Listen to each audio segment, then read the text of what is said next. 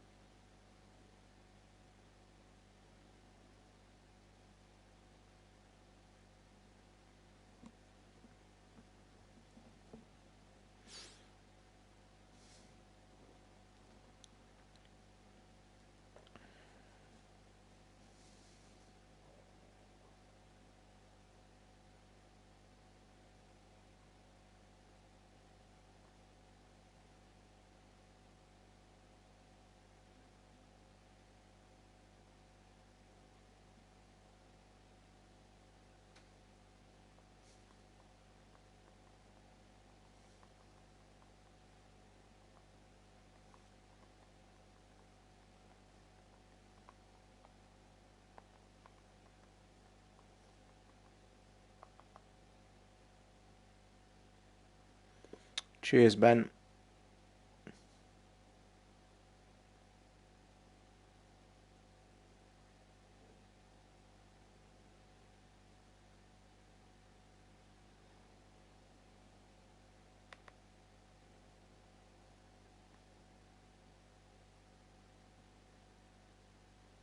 Hi, Rodney.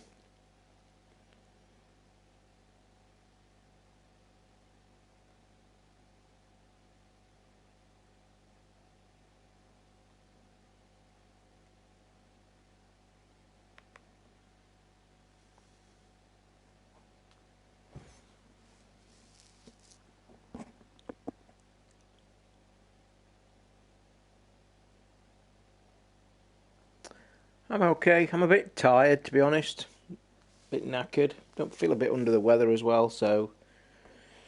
Tell you what it is, I think it's a bit warm in this flat, because like an idiot, after cooking my tea this tea time, I left one of the electric rings on. And I'm sat here thinking all night, it's warm in this flat. And I've just gone in the kitchen to get a drink and realised that the hob was on number 5 and the kitchen was like a bloody sauna. So now this flat is like red hot and it's horrendous.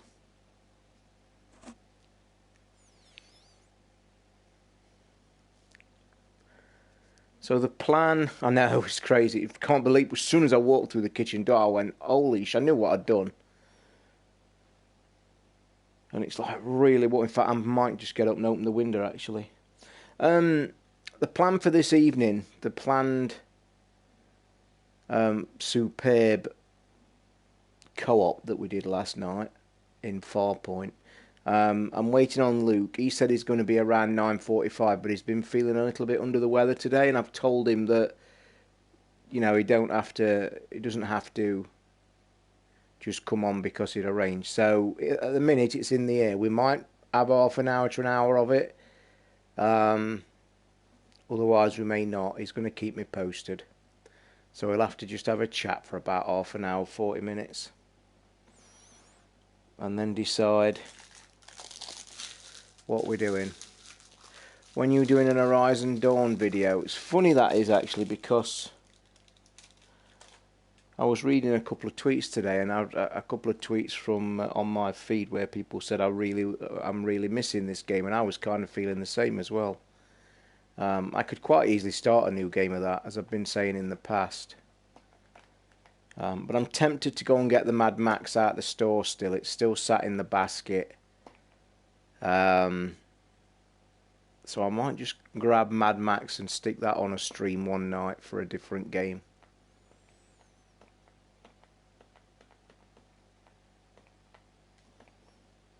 But I've never been so excited as I've been all day waiting for the co-op. Titanfall 2 single player, and I'm thinking I would like Zero. Please tell me, Rodney, you've played Horizon Zero Dawn. Good evening, Craig. I was going to cook chicken again today, but I've had something for tea today that's not the healthiest thing in the world, but it's been that long since I've had it. I looked at it and thought, you know what, I'm having it, and I had a proper fry-up. Sausage, bacon, egg, beans, fried bread, mushrooms, brown sauce, and I absolutely loved it. However, I think that's probably why I feel a bit shit this evening. Plus the fact that it's red hot in here.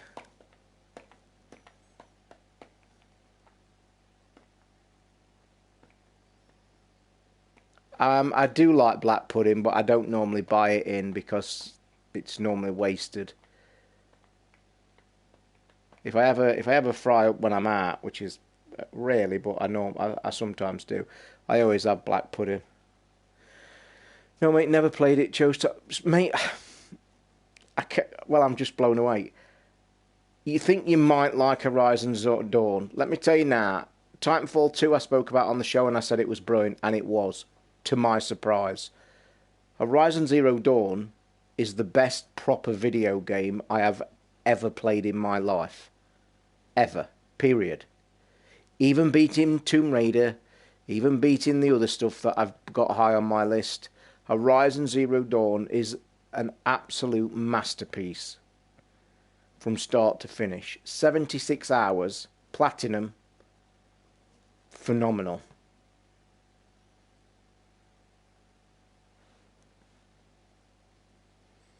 And however good you thought Titanfall 2 was, Horizon Zero Dawn is 10 times better.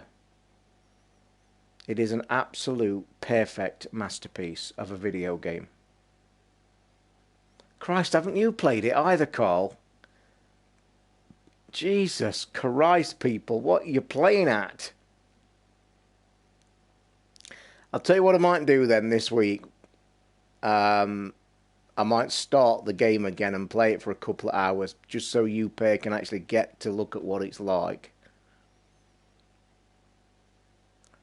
No, the plan is tonight I'm going to sit and chat for about half an hour, 40 minutes. I'm waiting on Luke. He's feeling a little bit under the weather, and it's like he said he might be coming on in 40 minutes to have another hour on Farpoint Co-op, because we enjoyed that last night, so we're going to give that a go. But like I said, he's told me a little bit ago he's feeling a bit under the weather, and I've told him don't worry about it if he doesn't, but he's going to let me know.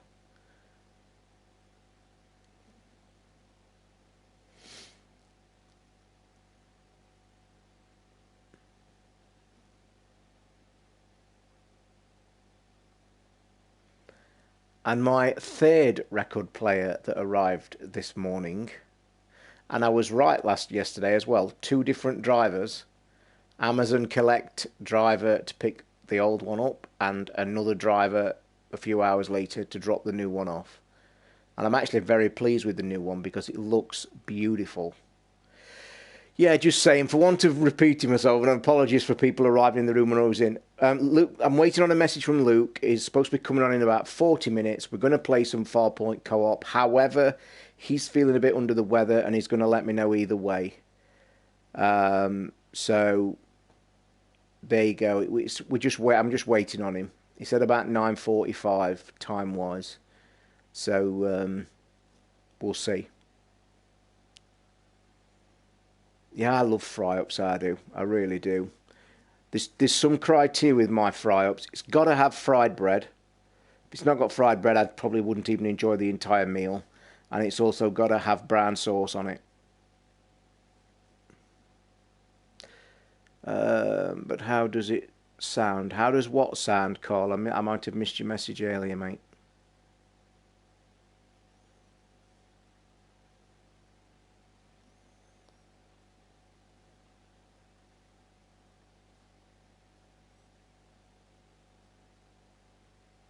Yeah, fried bread is God, seriously.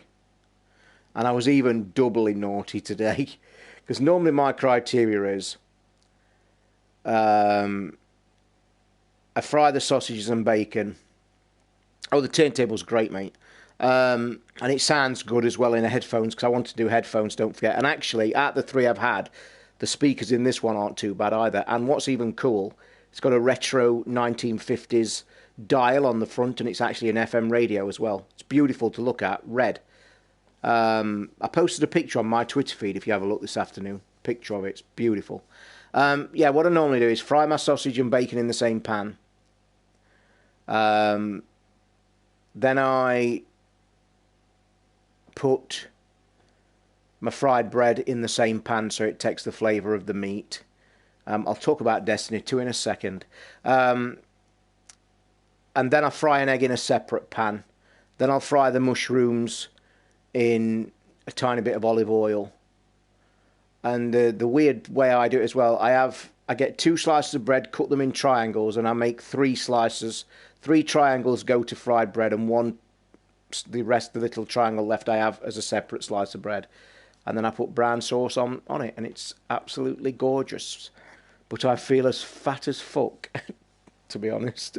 But I haven't had it in a long time. Love it. Destiny 2. So I watched... How many pans have I got? I've got the best pan I bought last year. I'm actually desperate for a set of saucepans. And I've been umming and ahhing, then I've got a couple of sets in my basket, because I bought really cheap shit saucepans, but I don't use saucepans very often, because I only cook vegetables in them when I have a roast dinner or something like that. So I don't use them often, but I still need some. So I've got some Tefal Red Spot saucepans in my basket on Amazon, about 35 quid. I'll probably pull the trigger sometime. But when I first moved in, I treated myself to a Red Spot wok.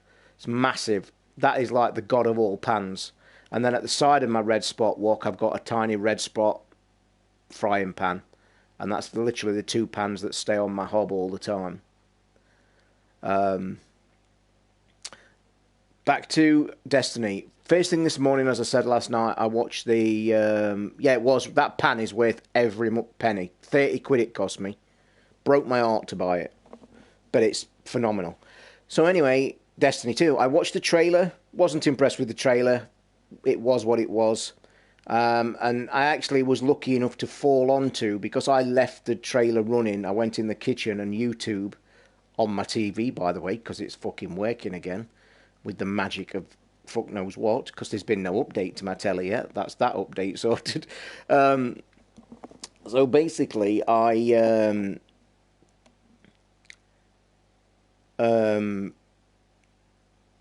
when I came back from the kitchen to make a coffee, as I walked in, YouTube had continued on its merry way.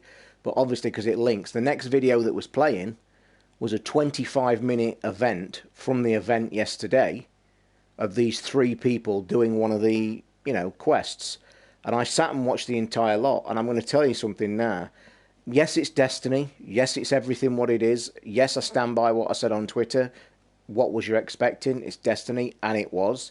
Okay, there's new characters. Okay, they've got a few special moves. That it is what it is. But I'm going to tell you a little secret. I sat and watched that 25-minute video, put my iPad down, stopped checking my email, watched the lot. By the time it finished, I seriously was in an inch of getting up and putting Destiny 1 in my PS4. That's how much I enjoyed watching it. But then Ricky beeped me on Skype, and we had an hour or two's chat on Skype. So yes, I will get Destiny 2 because it's fantastic. It's a brilliant shooter, and I said it and I kept saying it on the show. I don't get why the guys wanted to constantly keep playing it. That would bore me. For the length that they carried on playing it, it would bore the shit out of me. But me, as a single-player experience that got to the end of the story, with randoms on most occasions, I thoroughly enjoyed it. I thought it was a great game worth every penny. And I'll do exactly the same with Destiny 2. And I also actually agree, I like the sound of the story. I like where they've gone with it. It could have been spot on. So, do you know what I mean? Yeah, but the thing is, Benji is actually supposed to be at work. So, that's how that works. You've heard him say it on the show before, when we've done it in the past. But yeah, we were just catching up. It's actually the first time I spoke to him this week. He's been busy.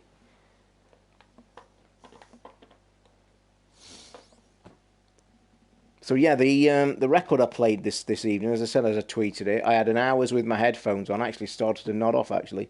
And what I did do, I connected my headphone amp up as well. So I've got vinyl through the new record player going through the amp with my expensive headphones, sat right here, lights off, eyes shut.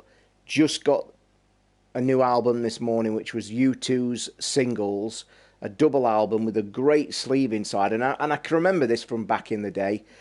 Gorgeous, brand spank in the cellophane. Opened it up, put it on.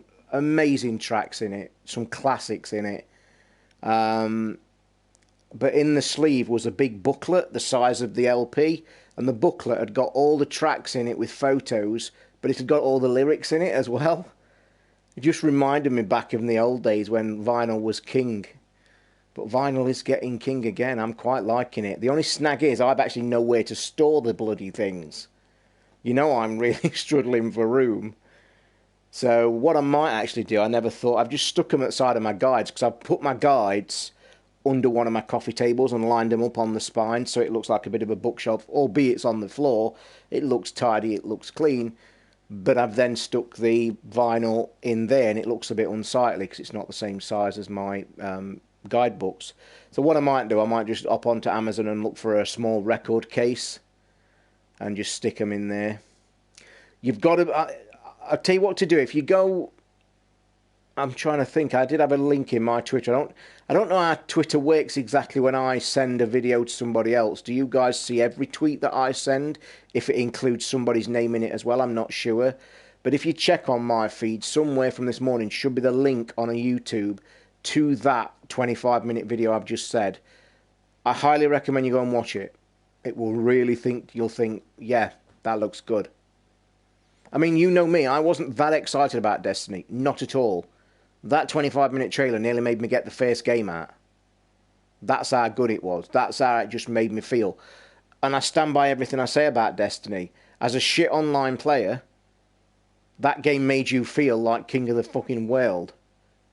And there was many times when I was like jumping in the air and letting a grenade go with one hand and going round and shooting 3 things on the floor and dropping on the floor and doing a roll and shit or what have you, and I felt like I was one of the best fucking online players in my life ever, because for some unknown reason that I could never put my finger on, and the trait of that is everyone similar to my ilk said the same thing while I was playing. It feels comfortable. It makes you feel good.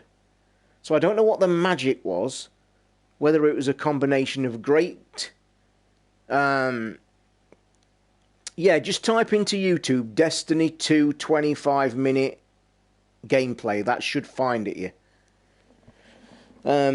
So yeah, I don't know whether it was a combination of great gameplay with great control system, but some little magic dust was thrown into that game that just made average players feel fucking fantastic, and I was one of them. I loved it.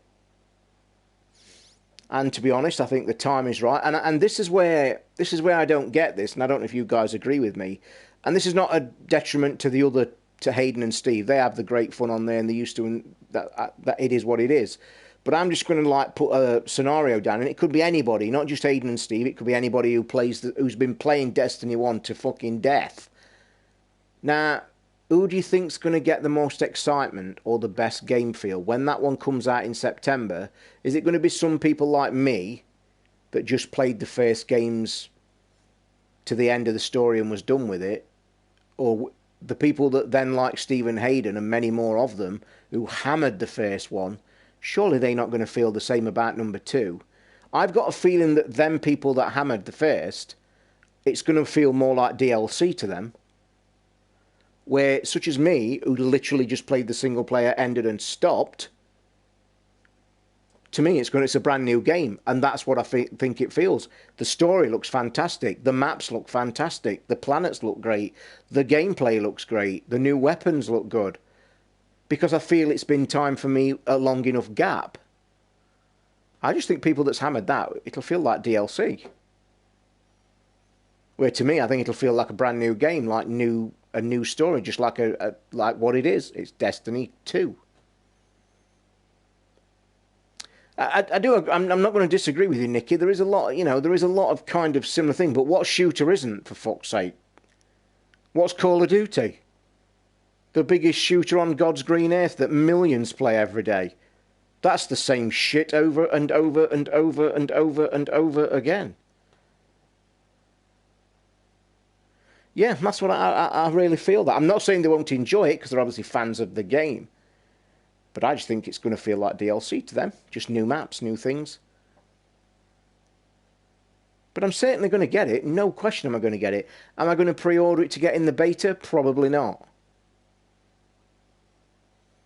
And I'm pretty certain they won't fuck up like they did last time and literally give like a quarter of the game in the beta and everybody'd got to play it again. That wouldn't have been half so bad if you didn't have to replay that, and then they shouldn't have give you so much anyway.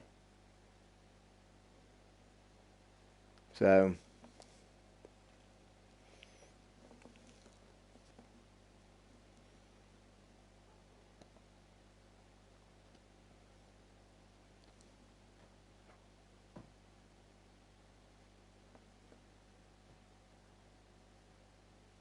God, it's so hot in here. Last thing I want it to be hot in here if I'm going to play a bit of Farpoint.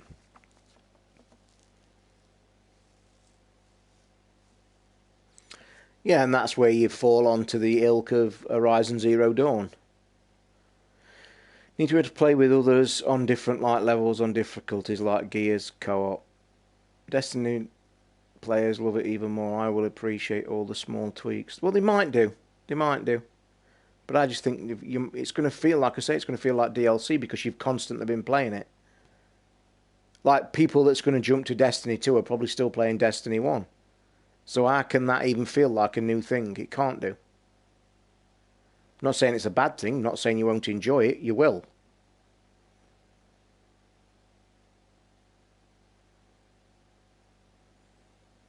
I've not seen any sports stories today, Craig. Not at all. Kind of winding down with sport now because the season finishes tomorrow. It's like a bit not into it as much. Do you know what I mean? Although I'm into the golf. There's a golf tournament. I must admit, I didn't really get into the Byron Nelson starting yesterday. I didn't take much notice of that either.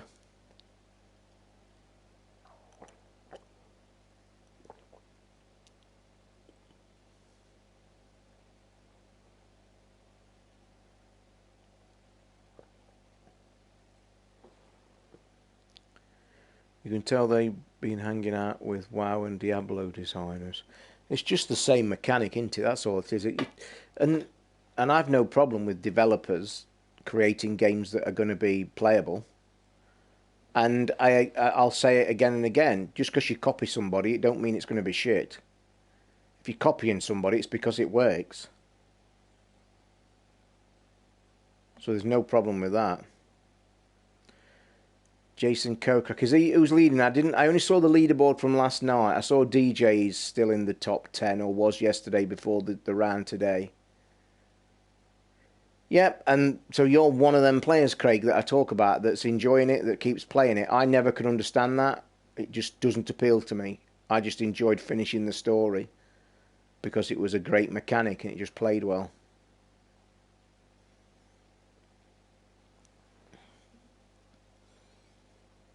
But then again, all online shooters do that, to be honest. Yeah, I guess, Craig, what you're waiting for, you want something fresh, you want something new. But I've just got a feeling that when you get Destiny 2, I think your euphoria of it will drop quicker than somebody that's either not played it or not only played a small amount of the first.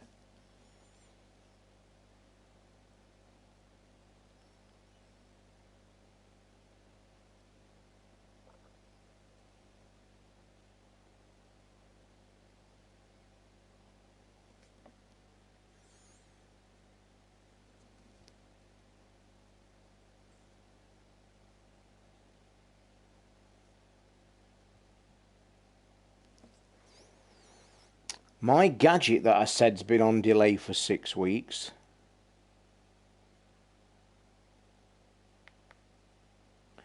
Right, I'm just on a message from Luke. Let me check this message out. Here we go.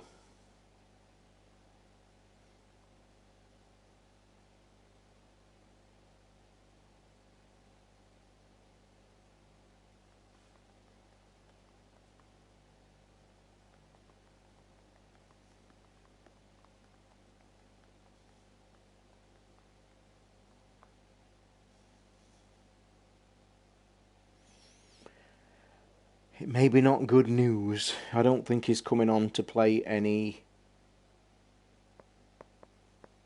Farpoint. So it's going to be tomorrow, I think.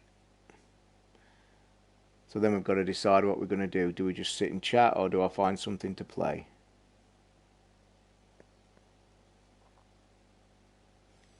He's just typing a message as we speak.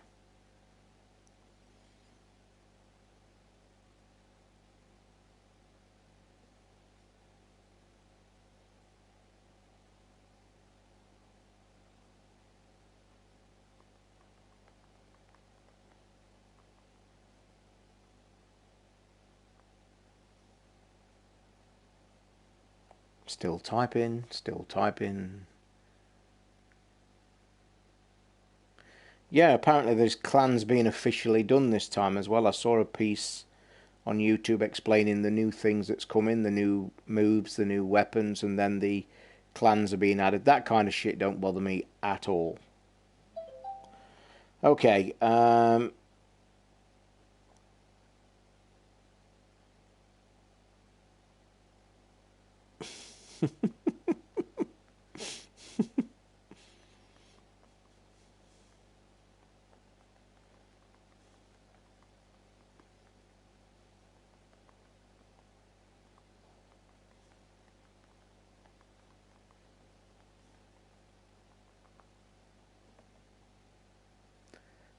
what we got? Be interesting if Sony or Microsoft try and sign up Player Unknown Battlegrounds. I think it is coming to console. If you mean exclusive wise, I don't know. I don't think they will. But it is coming to console.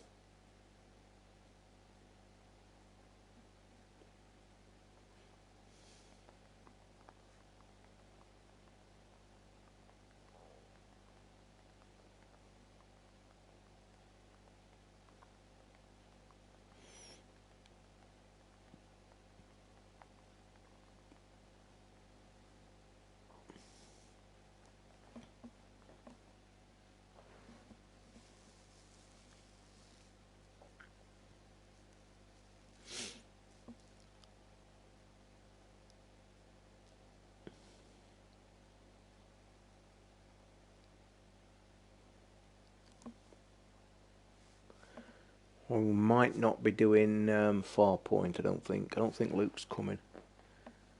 He's got things happening and I don't think he is. Especially if he feels a bit under the weather. Last thing you want to be putting one of them on.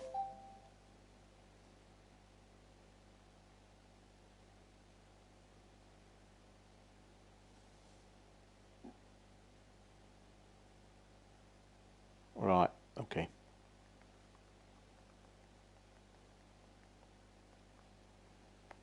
Yeah, sadly he's not well enough to come and stick the old helmet on and play some more co-op. So it looks like we're going to do that tomorrow, which is a shame. But to be honest, I don't feel too clever tonight. So what we're going to do I just keep this room going and chat a bit? Or do I pack in and give it a miss tonight? Or do I find a game to play? What do you guys want to do?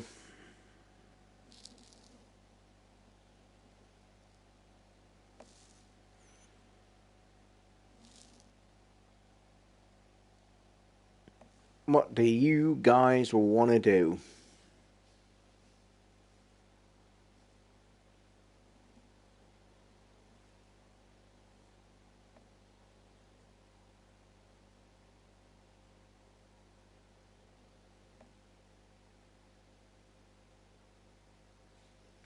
Let's have some suggestions.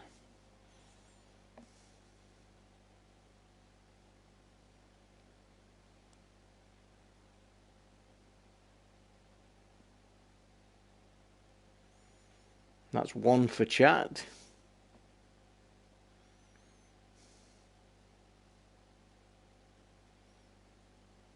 Two for chat. Looks like we can just be chatting a little bit then. Let me just turn my fish light on to night time. Ah, excuse me, boys. Oh, shit. And also let me open the window.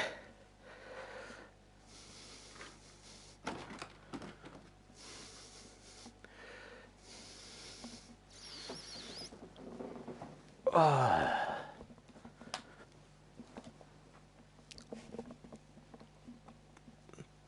There is wires everywhere on the floor.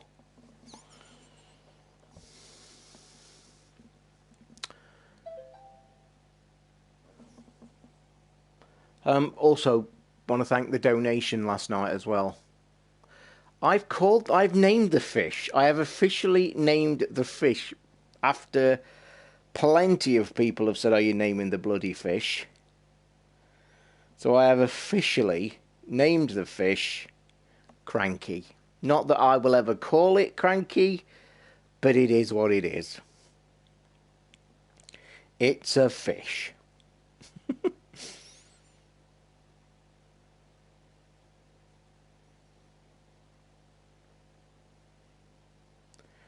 How to watch PlayStation Live from E3.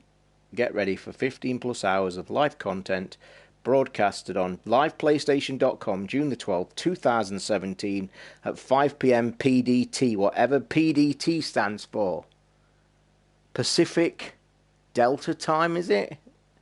And that's not my American working well. Pacific Day? No? I'm sure Benji will put me right in a second. But yeah, going back to, I just want to thank the donations from last night. Thank you. It'll always be Dave to me. It's a trigger, innit? Alright, Dave. Alright, Dave. Dave's settling down. Dave, I'm calling him Dave now a lot. You've done it. It settles in that little, you know, that pink anemone plant thing I put in the tank, and it's because it's made of soft silicon, and it likes it in there. It just, because these fish are like, they really hide away. They like Pacific Daylight Time. There you go. Then I knew Benji had put me right. So yeah, there's an announcement just gone up on Shuhei Yoshida tweeted how to watch PlayStation from E3. And it's a video. Here we go. No point putting volume up because it's just PlayStation Live from E3, June the 12th, 2017 at 5 p.m. PDT Pacific Daytime for a chance to earn exclusive rewards. Greatness awaits. So there you go. Live on the stream, what Sony are planning. June the 12th, not long to go now, boys. Not long to go.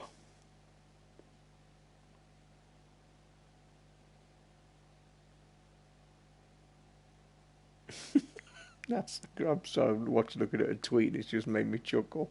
That's really made me chuckle. Oh dear.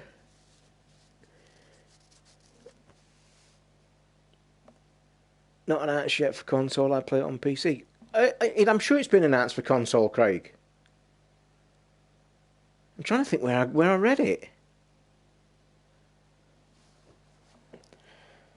Let me get the magic of my iPad. The one that's still for sale, by the way, because I can't sell the bloody thing.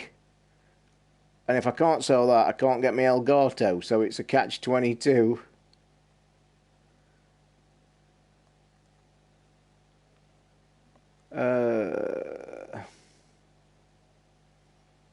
What's the game called again? It's one game I can never get my head around the bloody name of it, and you said it earlier.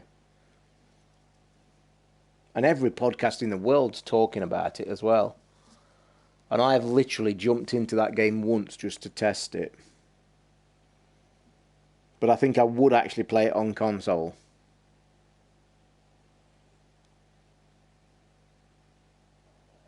Oh, by the way, I tell you what, my page is loaded on Amazon because Luke was having a problem with his VR fogging up, which it does. You get hot. And obviously he'd never had it before, and it was quite a weird anomaly to him, and it's getting all fogged up and you get steamed up, and I do, and I just learned to keep it away from my eyes a bit, plus I've got glasses. But I still get a bit of shit as well when you get warm. but he's actually bought some anti-fog spray, kind of things that you put in snow goggles and shit like that, and he says it's brilliant.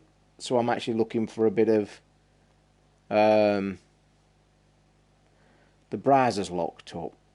How can a browser lock up on a fucking iPad? More chance to come to console than DayZ, as this is built using the Unreal Engine. It will. I'm trying to look now. That's why I've started my browser. I'm waiting. I want you to tell me the name of the game because it's gone out of my head.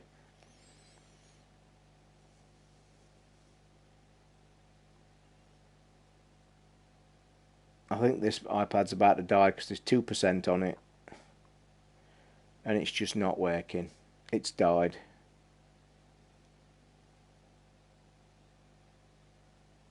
Everything about it's died. No oh, let me shut the browser down.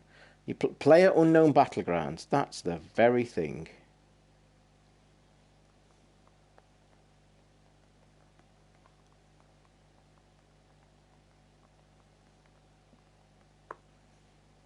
And the iPad's on 1%. What's betting? I don't get the answer.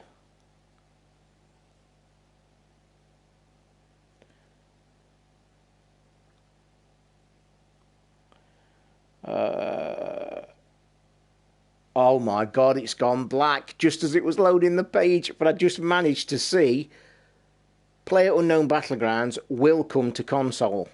That was the headline I'd clicked. And now I can't because it's died on its arse, but my other iPad's over there on charge, so...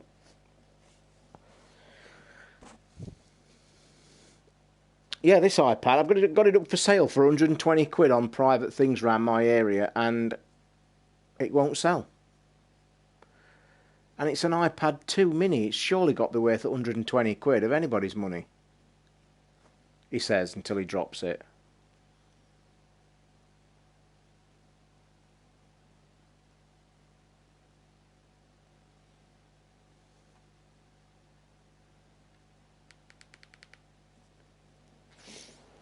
I'm lost without an iPad, though, at the side of me. I might have to get up and get that one. Oh, dear.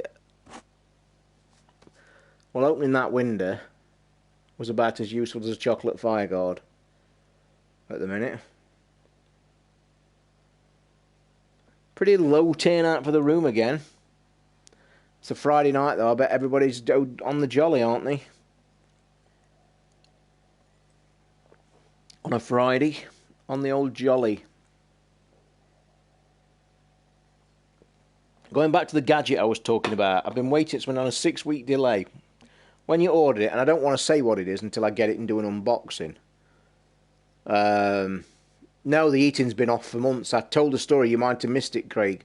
When I was cooking the fry up, I accidentally left one of the hobs on number 5. And I've been sat on this couch for the last 2 hours.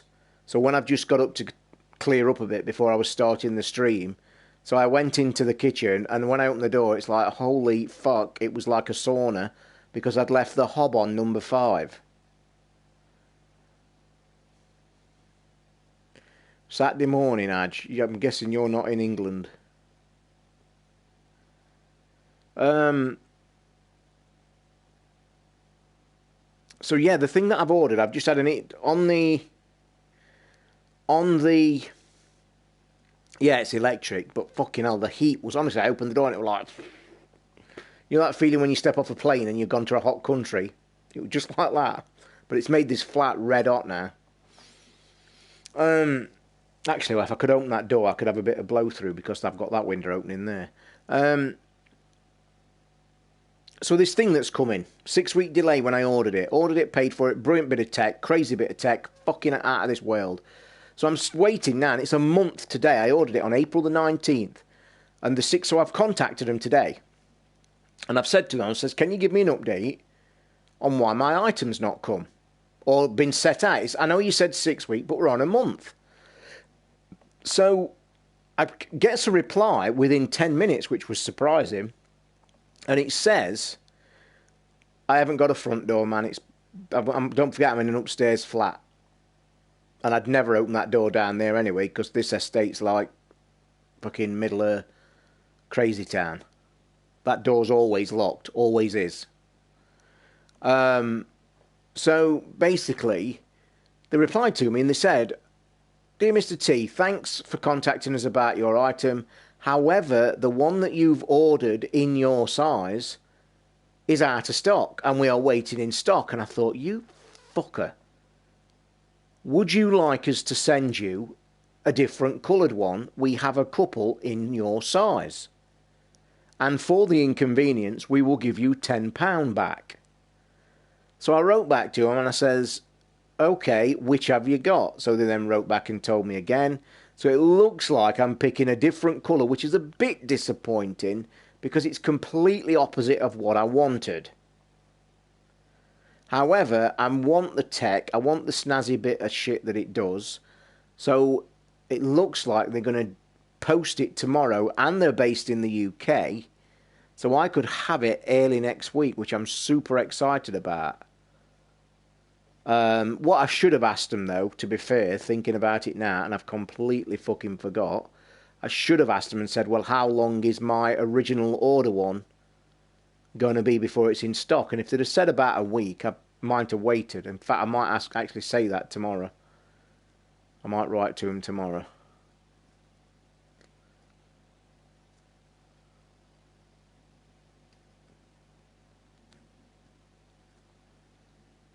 Do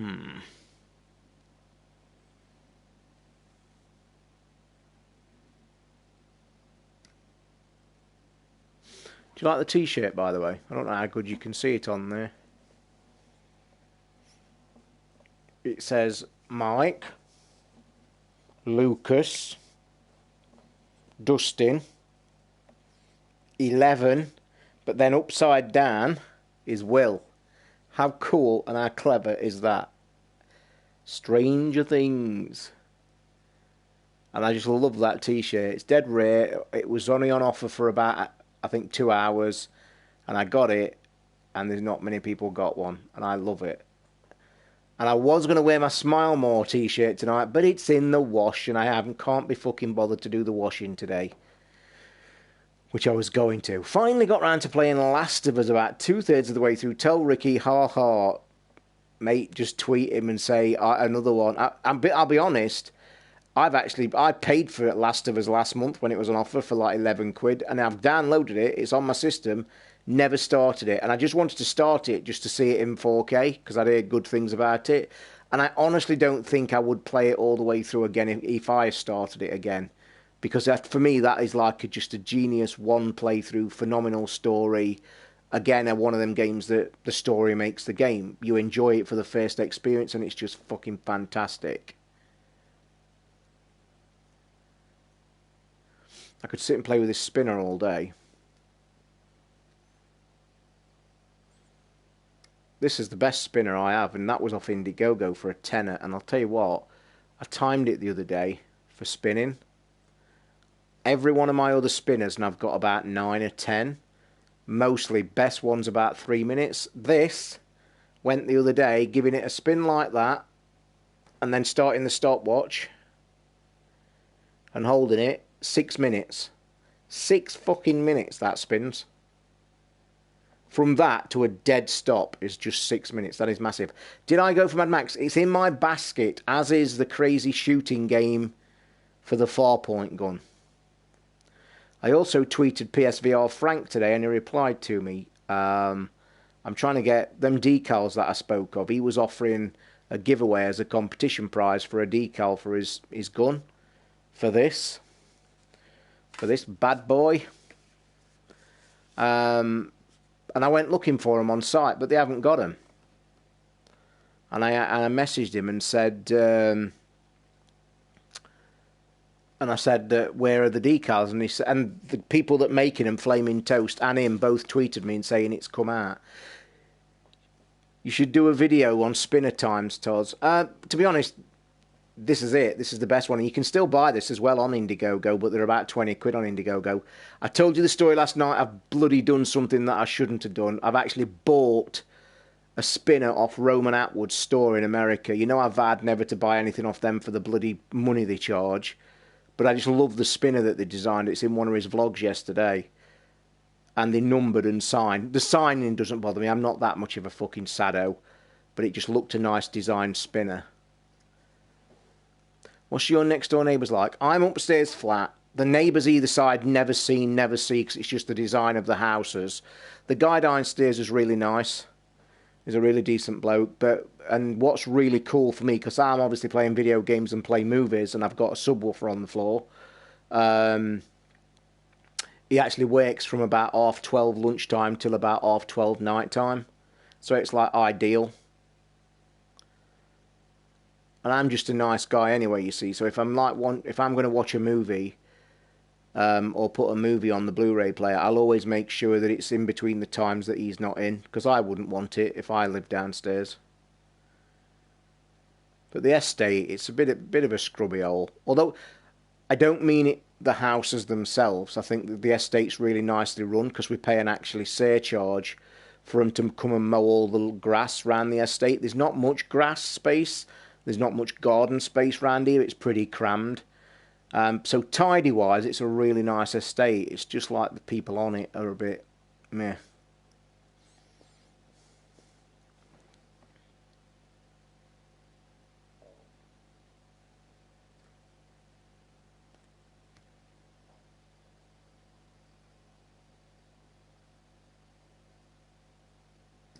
We've just been talking about Destiny 2 for the first 20 minutes of this stream, if you missed it.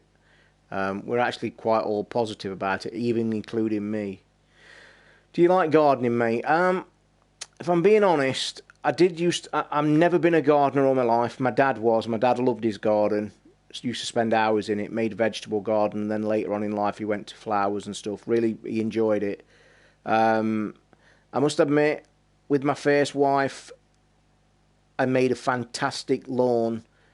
She did all the borders and shit. I just 100% concentrated on a lawn, because we had a long strip of lawn that was in a really shit state. So I went online and actually read up about it.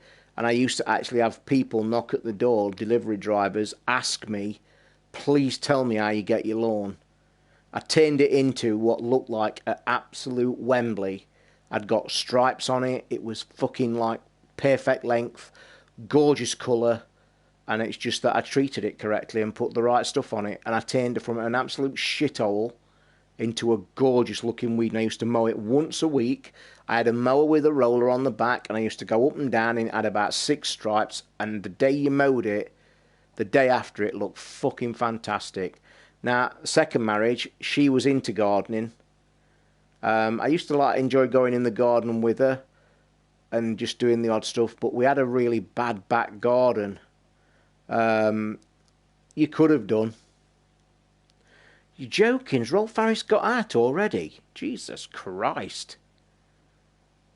That hasn't lasted long, has it? Jesus fuck. Jail don't mean shit nowadays, does it? And I don't want to get into controversial subjects, but fucking hell. Jail don't mean shit. It really don't. It's such a poor system in this country. And I'll argue till the ends of the fucking earth that, I really would argue that if somebody is found guilty of murder, if you're found guilty of murder, life. Don't give a fuck how old you are. Don't give a fuck how it was done. If you've killed another human being and you've been found guilty and the evidence is there, you go to jail till you drop fucking dead, in my opinion. End of story. If it then goes to the extreme and you've been extremely violent to women and, God forbid, children, that is the death penalty to me. Hands down, no fucking about, bollocks, gone, whoosh. And the death penalty in America, I think, is fantastic. And I think we're at a stage now where the technology, we know there's miscarriages of justice, but you're not going to get many nowadays. From this moment on forward, you're not, because technology is way ahead of itself. The only reason we got bad judgments in the past is because technology was bullshit and there was under pressure to make convictions. If you've killed somebody, you're either in jail till you fucking die, or if you've done a real horrendous crime, you are put to death. And even though the death penalty is in America, in a lot of states in America, I've got to say, in my opinion, this is all my opinion, so I don't want controversy, I can never understand them sitting on death row for like 10 fucking years. To me, courtroom, guilty, death penalty, tomorrow, see ya. Fuck it. What's the point of giving somebody a death penalty and sitting them on death row for 10 years? Like, what the fuck? But it's all this human rights bollocks, isn't it? Where they're allowed 3 appeals or some shit of the way it works. Benji will probably back me up on that. It's just, and this country though, some of the crimes are bullshit. Like, you know, I'm going to tell you something, and this proves a point, by the way. Do you know some of the stories I was telling you this week where I've been hitting the crime channels hard? Yeah, I thought it was because of the appeals. It's human rights. What human rights did they give to the person that they brutally fucking murdered? Where's their human rights? But by the by, I digress. Like, I watched a program this morning. You know the guy, there was one this week that killed... He either killed his girlfriend or something. He got 4 fucking years. 4 years. And I'm like, I actually was doing something, and when it came on at the end, I actually stopped what I was doing. I rewound the program because I thought I'd misheard the fucker. Because he'd like killed her or something in a raid or some bullshit he'd done. And a lot of time had passed and he'd been found guilty under DNA, like 15 years down the line. And then it came on at the end and it says he was sentenced to 4 years prison. And I'm like, say that again? And this fucking pig got 4 years for killing another human being. At what point do you tell the people whose family that is? They had the mother on. And the mother was fucking distraught. And I'm like thinking, who the fuck's made that decision to put them in jail for 4 years when they've killed somebody? Jesus. Yeah, there's some crazy ass stories, Benji, on jail. It's a very fine line subject, but I am a really, really firm believer. I do think the death penalty should exist nowadays, and it's purely because technology is not going to get many things wrong, if anything, nowadays. DNA technology has moved on phenomenally. And to me, if you, like I say, if you've killed another human being, irrespective of how, what, why, or where, at some conscious point, you made a decision to do that wrong. There is a point in your mind that you have took a decision, whether it's in a fight, whether it's whatever, you've killed somebody.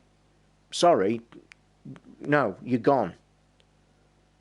Like, in fact, a prime example, I was talking about that, and this is a great example. I was talking about that great TV series that's just been on in the UK. The poor young lad who got shot by these stupid fuckwit teenagers in Everton who was doing some stupid gang war. One of them ran onto a car park, started firing a fucking gun, and it hit this 11-year-old kid in the neck and killed him. They caught them. There's 4 of them. They're fucking about in the dock. They're throwing paper aeroplanes at each other, and they're laughing while this trial is going on. And they're talking about this 11-year-old fucking child they've shot and killed, and they're pissing about in the dock. And I know that is a true fact because I can remember reading about it in the paper. And I'm sorry, but and you know that what this was fucking true because it came out in the programme. Apparently the judge sent a message to the kid's mother. If you're going to cry in the room, can you please leave the fucking court? And I'm like, what? They're talking about how her son died and how the bullet ripped through his neck and ripped his throat open while he bled to death. And if the mother is crying, can you please not come in the courtroom because you are influencing the jury? What? And yet these fuckwits behind this glass box are throwing paper aeroplanes and laughing and have got the back to the judge tipping back on the chairs and fuck all said about it. But the point being, them people that were getting done, there was a 16-year-old, an 18-year-old, a 17-year-old and a 20-year-old, I think, all got done. The maximum sentence I think one of them got was 17 years or round about that. I'm not 100% spot on, but around that. That lad's going to be out before he's got to 35 years old. How can that be right? How can that be possibly fucking correct. A young 11-year-old kid's life is snuffed out, and this person that's done it is going to be on the street fucking about when he's 35. It's just... And this is why I can't never understand the judicial system in this country. It's just fucking pathetic. And nobody ever seems to want to renew it either. You never hear of in the news, we're going to have a long look at the judicial system in this country and then change the laws for jail. Nobody ever mentioned... I'm 51 years old and I've never heard that ever talked about. Shall we ever sit down and change the laws of sentencing? Never heard that in my life, ever. But how can it be possibly right that they kill an 11-year-old kid and they're going to be on the street when they're 35? Just fucking don't, does it? Do you know what, Craig? I've always said this, and this is probably a bit controversial, but I'm going to say something now, and I've said this, and I've said it to my daughter as well. I honestly I've watched loads of these, as I keep saying. If anything had ever happened to my child as a young child, seriously, like, you know, these horrendous crimes, I honestly have said out loud, I can never understand how there's never loads of stories where somebody's done something to them. Because I'll tell you this, if that had ever happened to my daughter, I always said that I would stand up in the courtroom, stand up out loud, point to the person who's done it, and I will look at him and I would say the words, I am going to kill you one day. I am going to be stood over you and I am going to kill you. Whether it's 20 years when you come out of prison or whatever, I am going to kill you. And I can never understand when things like that have happened. Why don't we ever hear of like parents going mad or something? You don't. It's crazy. It is a strong thing. It's crazy shit. Crazy shit. People would have to pay more tax if there was more prisons, so they don't want that. Well, this is it. And it's like catch-22 with the prison system. I'll tell you what the problem in this country is. And I don't know whether it works. It's the same in America, Benji, because obviously you've got a much larger country and a much larger crime rate. Crazy, I'm guessing. But in this country, there's a lot of arguments about there's too many people in jail in this country for petty crimes. And then they complain that the jails are overcrowded and, you know, it's tax and all this shit. So they do talk about things like that. There's a lot of people in our jails in Britain for petty crimes. And that's a bit... Again, it's going back to what I said. When was the last time they actually overhauled all the judicial system? It's just crazy. Mad. Anyway, let's change the subject. Evening, Lance. Prisons are run for profit in the US, so they have no problem jailing. Well, there lies another problem, don't it? It's a crazy, crazy phenomenon. How's Cranky Fish doing? Oh dear. Cranky is doing well here. I've just put his nightlight on. And he's lying in the bottom of the tank having a kip, I think. Do fish sleep? Do fish sleep? There's the question of the day.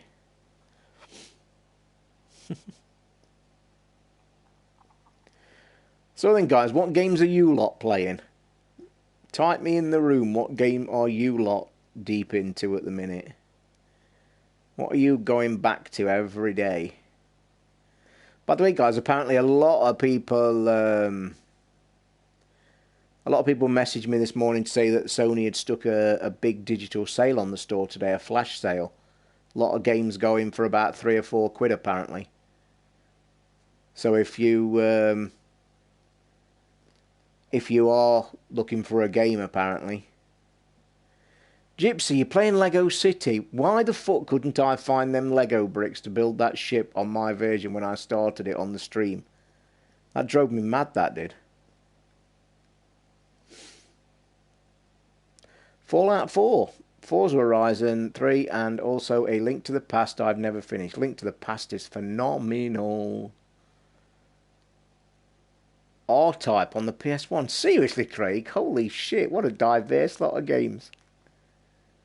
It's crazy. I've been sent a review today for a game on the PlayStation and platform. I ought to put that on and banged it on to play for a bit, didn't I? Sounds a bit of a rip-off of the old Jak and Daxter. 1943, old arcade game on Xbox. I played 1943, I think, myself. Big back compatible on Xbox as well, bought 11 games. Benji, you're not the only one. Old Rickster told me today, he says, when you finally get your Xbox back on, you might see a lot of games on your side. And I think he's been buying a lot as well. He said he delved into it. So there you go. And I actually had a laugh with him this morning because he was now apparently back on his Kindle and he stopped playing The Witcher. At that point I told him, why do you keep swapping so much?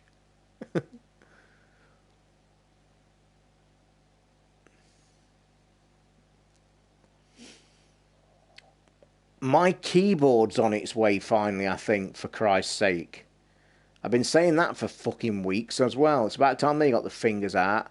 In fact, on their Indiegogo, it was pissing me off actually, because on the comment system on Indiegogo, when they're about to ship things out, when you've paid for an item, the system shows you the item, and on the top there's tabs, and it says updates, which is their official page to keep us informed of where they are.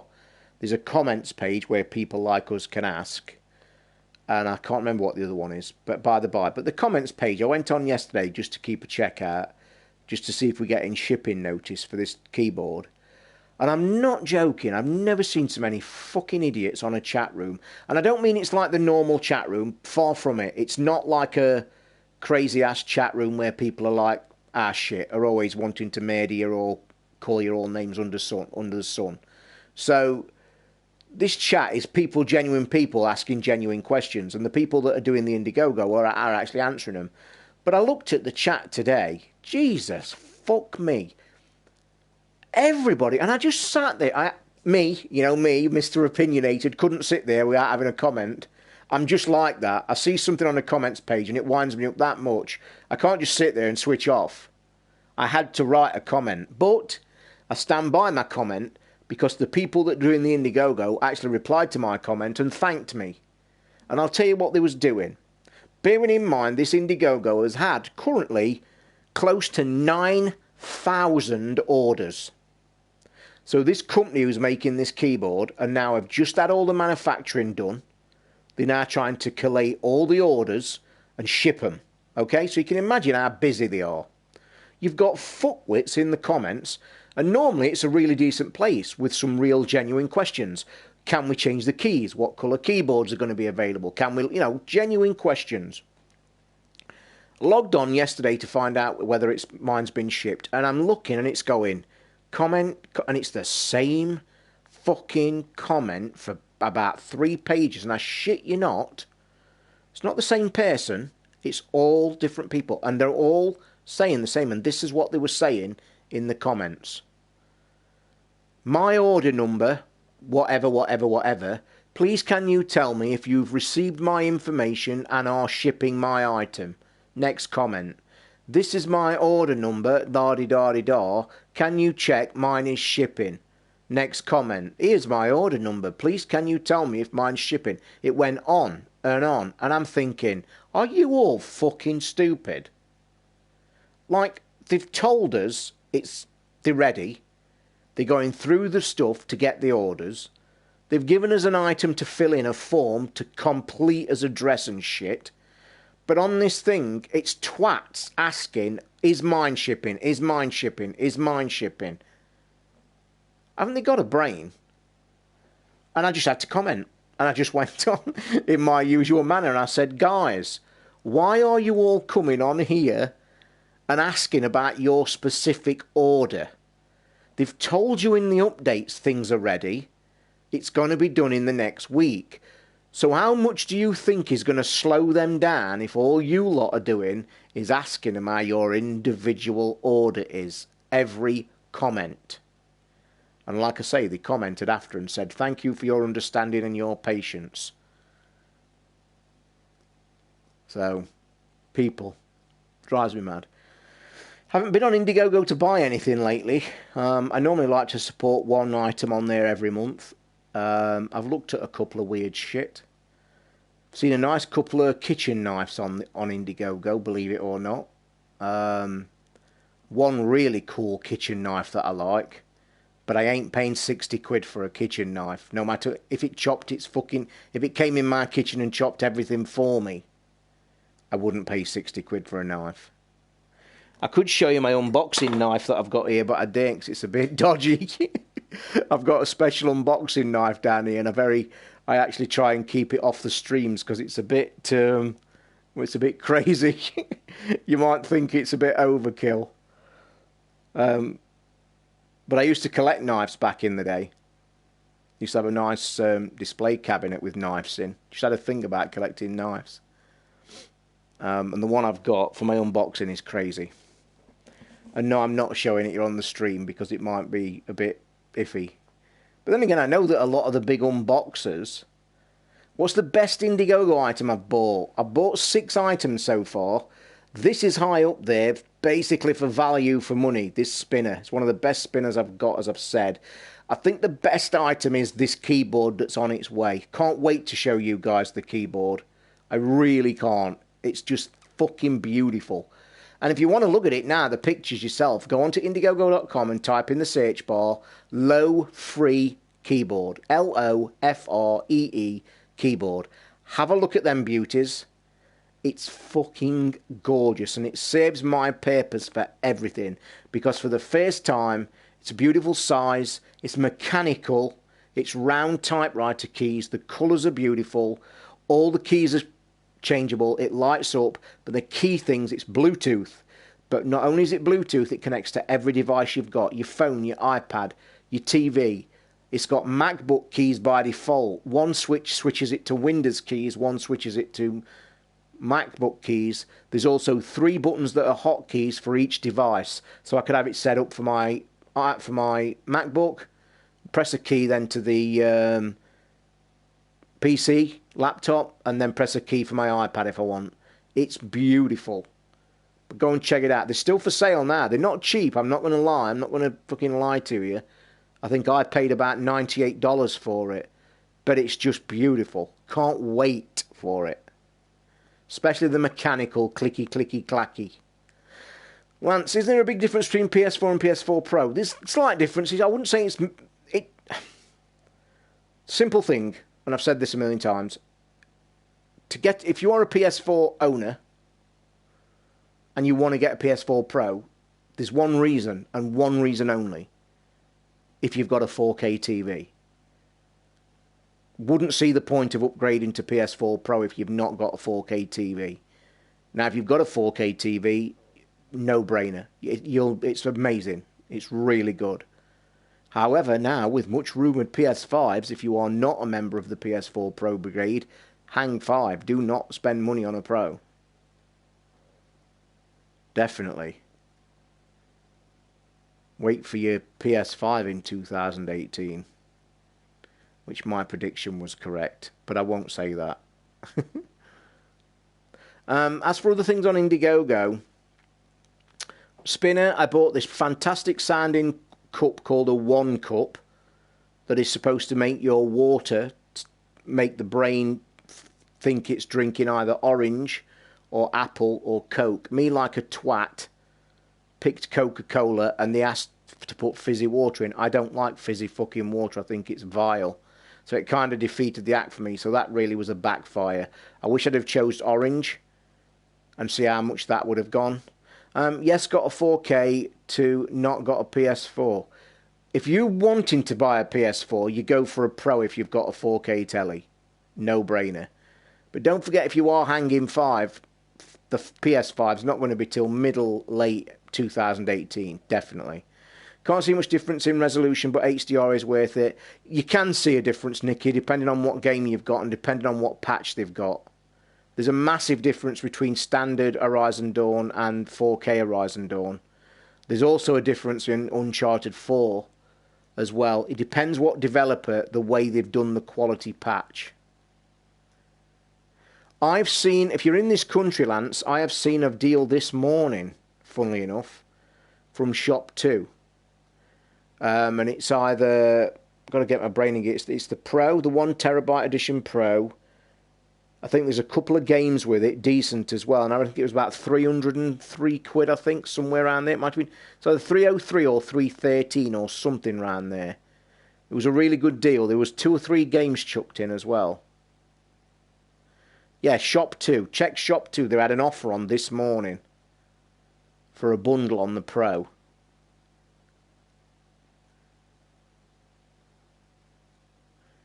Never played Uncharted 4 on normal PS4, only Pro. Yeah, so really you don't get the thing, Nicky, to be honest. But there is a difference, mate. I can vouch for that, definitely.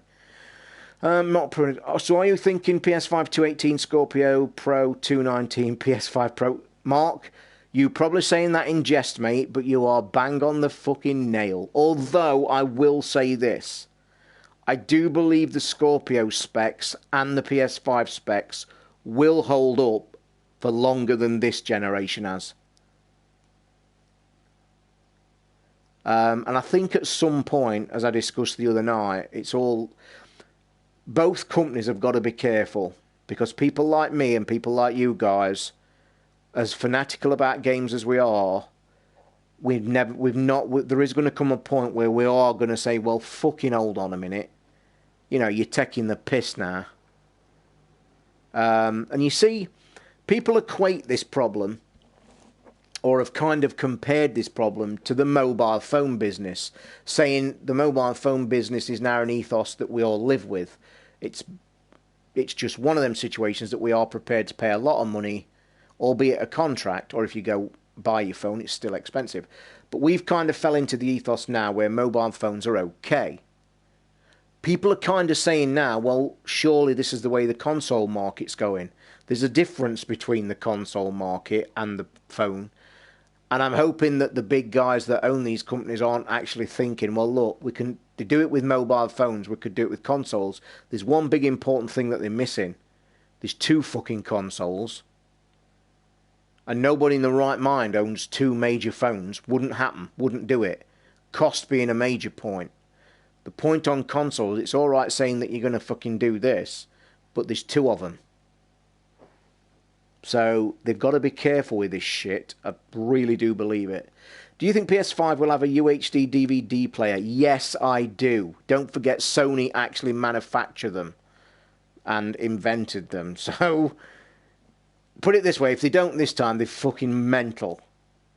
But there was a reason they didn't put one in the Pro. Twofold. Very, very legitimate, valid reason there was not a UHD player in the Pro. Twofold. One, Sony was very, very close to bringing out a flagship Blu-ray standalone 4K player. It didn't make business sense for them to shove a 4K player into a new console. Also, they needed to keep the price down because of the parts in it. And I'll argue about the parts, as I've always said about the Scorpio, why the Scorpio is going to be so expensive. You cannot get away from the price of the tech inside the machine. And this proves a point. The Pro has got good shit in it. It's expensive shit at the time. Sony putting a 4K player in it would have chucked another £100 on it.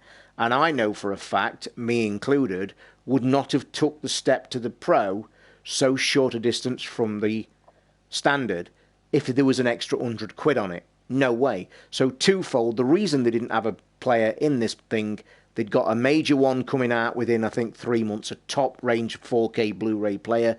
They're not going to compete with their own business.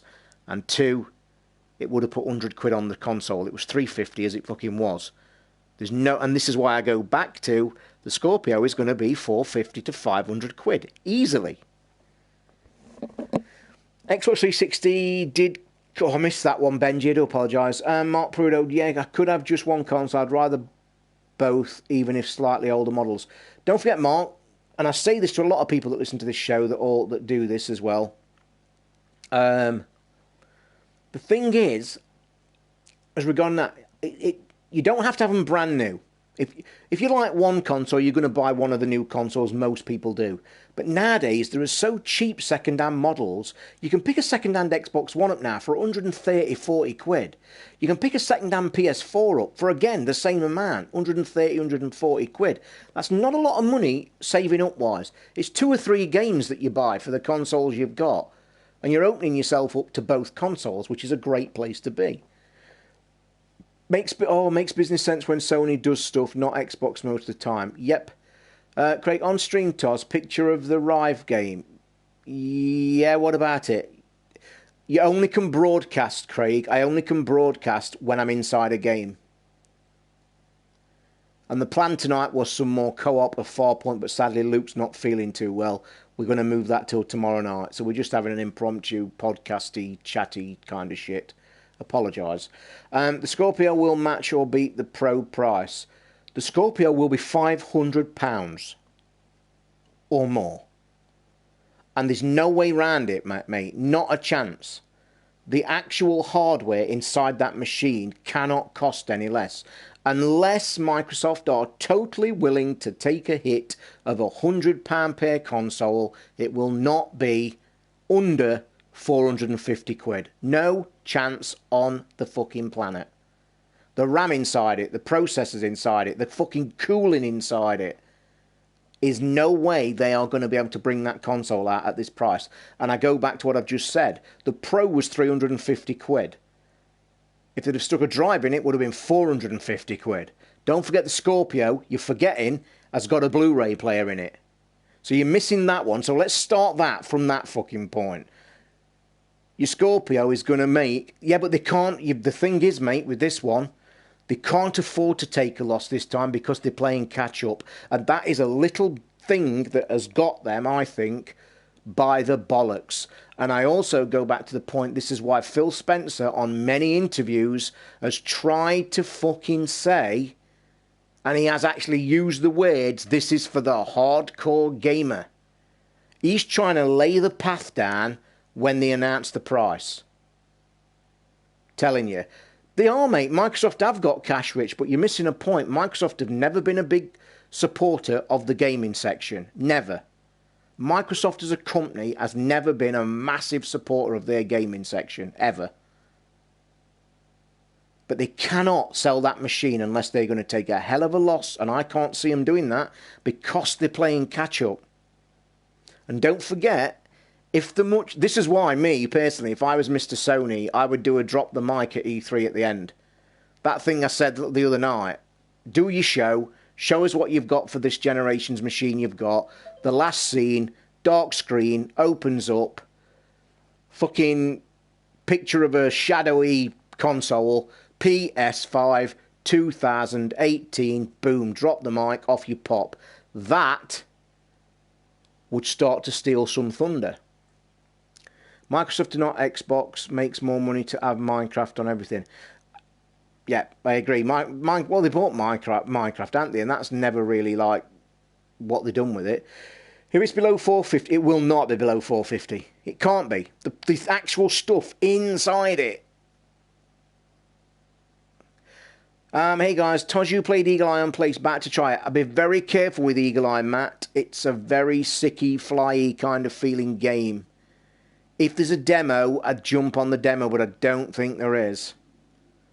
Be very careful of Eagle Eye. Even though the gameplay looks stunning and is really cool, it's a very sicky game.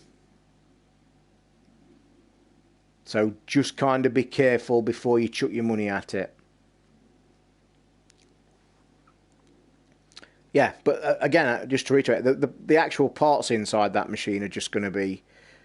And I've said this many times, and it was on a proper tech site a few months ago before the official announcement with the specs, which, as we all know, they did well to actually, match the rumours that was out. The specs were exactly what they said, so they stuck by what they said they were going to stick by. Now, what's that point? Can we admit UHD was just about money? They said going 4K, move PS4 Pro streams and no 4K movies on it. Again, the movie thing side of it is because the Sony movie system that they own. But the Pro didn't have it in there, mate, for that player. They'd got a brand new 4K player coming on their own company. They're not going to compete with that. They wasn't going to put a Blu-ray drive out that was, I think, at the time, if I'm not mistaken, it was going to be about a $400 Blu-ray player, high-end. There's no way Sony was going to chuck that out in 3 months and put a Pro out at $300 fucking dollars because it wouldn't make common business sense, but they did not put a drive in that machine because of cost. The Pro was 350 quid, wasn't it? And again, that's because of the parts inside it. Don't forget, they just made all their fans pay 300 quid for a console, not fucking a year or more before. So that was part of the business plan.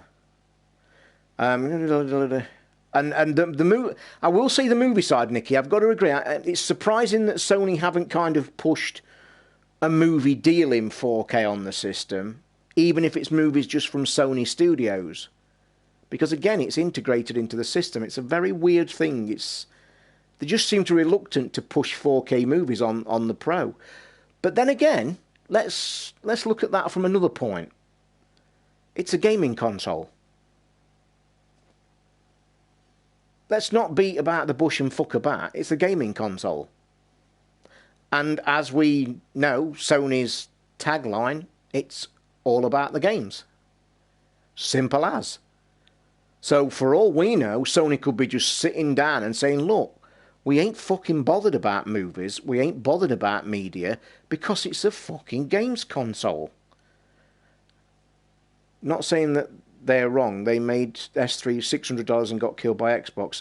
But you see, that's my point. And the daft thing is, it's their fucking machine that they sold to Xbox.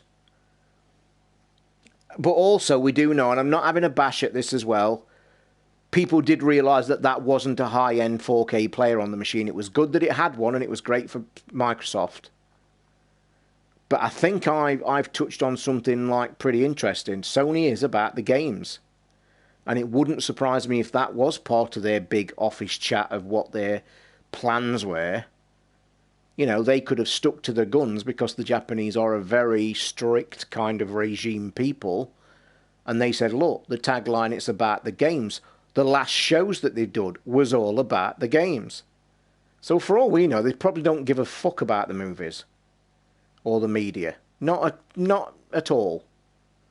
I know they've got apps on to do your YouTubes and shit, but that's slightly different. But the point being, I would not be surprised if it was purely, look, PlayStation's all about games, that's what we're showing, that's what we're playing, that's what the machine does, is to play games on it. And I have no problem with that. Because that's what we are, we're gamers to play games. Do we want all the bullshit on it? I'm not going to say I don't mind having YouTube and Netflix and the odd media shit on it. I think it's a nice little bonus. But I do believe it is about the games. Sony don't 100% own Blu-ray 20 Yeah, I know they did, but you know where I'm coming from when I say that. They've got a major pull on it. I can't remember what it was, what I read. But they did own a big share of it at the start. But I still stand by, I don't think... I'll tell you something else as well. People's asked the question, do we think there's going to be a UHD in the PS5? What's to say Sony? I don't think they are, God forbid. Who's going to have the bollocks, and we've said this for many times on the show, who's going to have the Billy Big Balls to take the drive out of the machine altogether? Who do you think in the future, if any of them, will have the bollocks to take the drive out completely? Who thinks that's going to happen? Me personally hope that none of them do. As you've heard me say many, many times, I'm a big media man. I like physical items. I'm not saying digital's not bad. I've done some digital purchases in the last month alone. Nintendo, I agree, but Nintendo don't mind the cartridge system, do they? Especially now they've got it down to something that you could fucking disappear. Nintendo, would they go digital? They might do. They did, and look where that happened. Nintendo could go disc. I mean, I'm a believer that you know that all the companies thought about it a few years ago. We know that. I think the generation switch from the 360, it was talk. That's a great point, Mark. I was just about to touch that as well. There's people, yeah, the infrastructure of internet is never going to allow it. I honestly believe now, we all know it was a big subject a few years back. There was even talk of it. You know, is one of the big ones going to ditch it altogether? And we was all starting to get worried, thinking, oh Christ, are we all going to have to go digital? What's going to happen? What's the licenses? All this bullshit. I honestly think now, moving on a generation, I think all that's now gone on the back burner. I don't think anybody or any one of them is even close to thinking ditching the drive at all. I think it's actually gone a back step from where the thought was 5, 6, 7 years ago, when it was all the chat. I think we've gone backwards. I don't think it's even on the table anymore. And I think Nintendo will always stick with cartridge now. If they've mastered the technology to be able to get games like Zelda and Mario on a cartridge that fucking big, won't happen soon. No, games coming at over 50 gig. Yeah, I agree. And obviously, as we all know, with us all the technology going to 6 fucking and 8 belly flops and all the power, that's going to then open up. So I'm so nerdy, think I'm more excited for E3 than the FA Cup. Matt, I am a massive football fan, as you know. Been supporting football since I was 5 years old. I have lost interest in the FA Cup probably 5, 6, 7 years ago. Lost all its lustre. It lost its lustre for me when we missed the big semi-final days on TV with BBC and ITV on Grand National Day. And it was all about the colours and shit. And we used to have It's a Knockout, and it used to be a full day's experience. Media's taken over and fucking killed it stone dead. No desire. In fact, you know what? To be honest, truth, I don't think I've watched the last 4 FA Cup finals at all. Xbox One should have done that at launch. Couldn't complain about no use games, could they? That's true. That's where they were started talking about it, Nicky. I think that's when it all kicked off. Don't like all digital. Some games get removed. See Scott Pilgrim on 360. You see, this is a big thing. If we are talking about ever going digital, we are then paying. I think Arsenal will win the FA Cup, Nicky. And I know you're a massive fan, but that's my honest football opinion. I do believe that the digital way is, when it comes to licenses, we are then paying. You see, if you've got a disc, we've paid money for an item that we physically own. Nobody can take that off us. And if we want to play it, we put it in the console. If you've got a piece of digital software, we've still paid money for it, but that company's got us by the bollocks.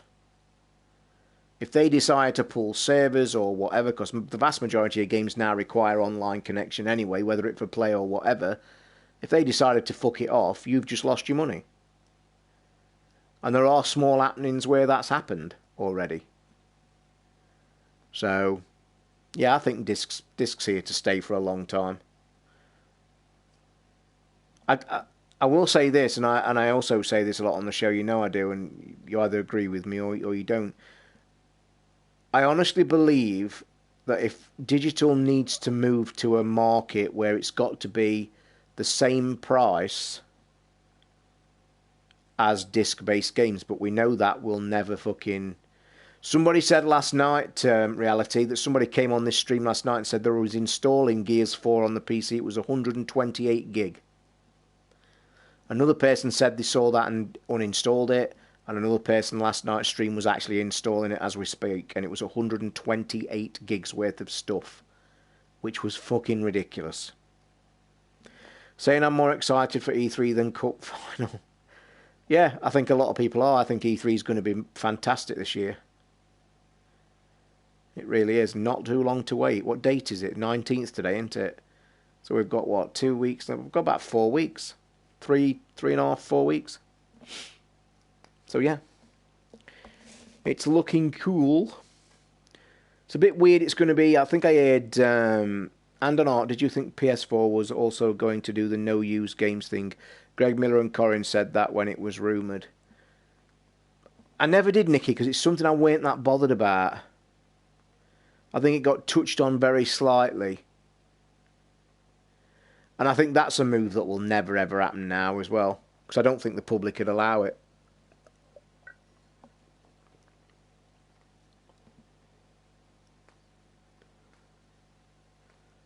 Gears 4 is about 68 gig on Xbox. It's fucking stupid. And all it is, by the way, is the renderings. It's the graphics. Going back to E3, I've heard a lot of the big guys talk. And I know they've got such a fucking hard, sad life, and I know that Giant Bomb were complaining, and I think some of the other podcasts I've heard actually having a moan and complain, and they should never moan and complain. I think they were pissing and moaning and complaining that there was got to go for an extra 2 days to E3. Oh, fucking hell. Really feel bad for you. And they always piss and moan about hotels and shit, don't they? I just see all that as an experience. Like when I went to EGX, me and Ricky went to EGX the other year and we stayed overnight and did 2 days. It was fucking brilliant day out. 2 days out, me and Ricky had. We had a right laugh. Installed Halo 5 from disk, 54 gig, then another 75 gig. I had to get rid of a lot of games. Again, when it's interfering with your actual infrastructure of your system, I think it's fucking screwed up. I think pre-owned is becoming less important as sales on the store. After 6 months, they are slightly better value than CEX-like shops. I think used games will always stay. I mean, in the past, the big games shops have actually... Matt, I'm going to say, and you know my history, I've openly said on this show that I don't do it now. I don't do it now because I get a few reviews that tides me over. But back in the day, mate, I was one of these silly, sad fuckers, and I've done it on a lot of occasions, what I'm about to tell you, and I bet there's not many people in this room that's not done the same. When gaming, we was really into us gaming, and the next big title was coming out, we was all skint, and I've been there many, many, many fucking times. I have literally grabbed a handful of my games, like 5, 6, and 7 games, walked into somewhere like Game, plonked them on the desk, then had to give them something like 10 quid on top, just so I could get the latest game that was out that time.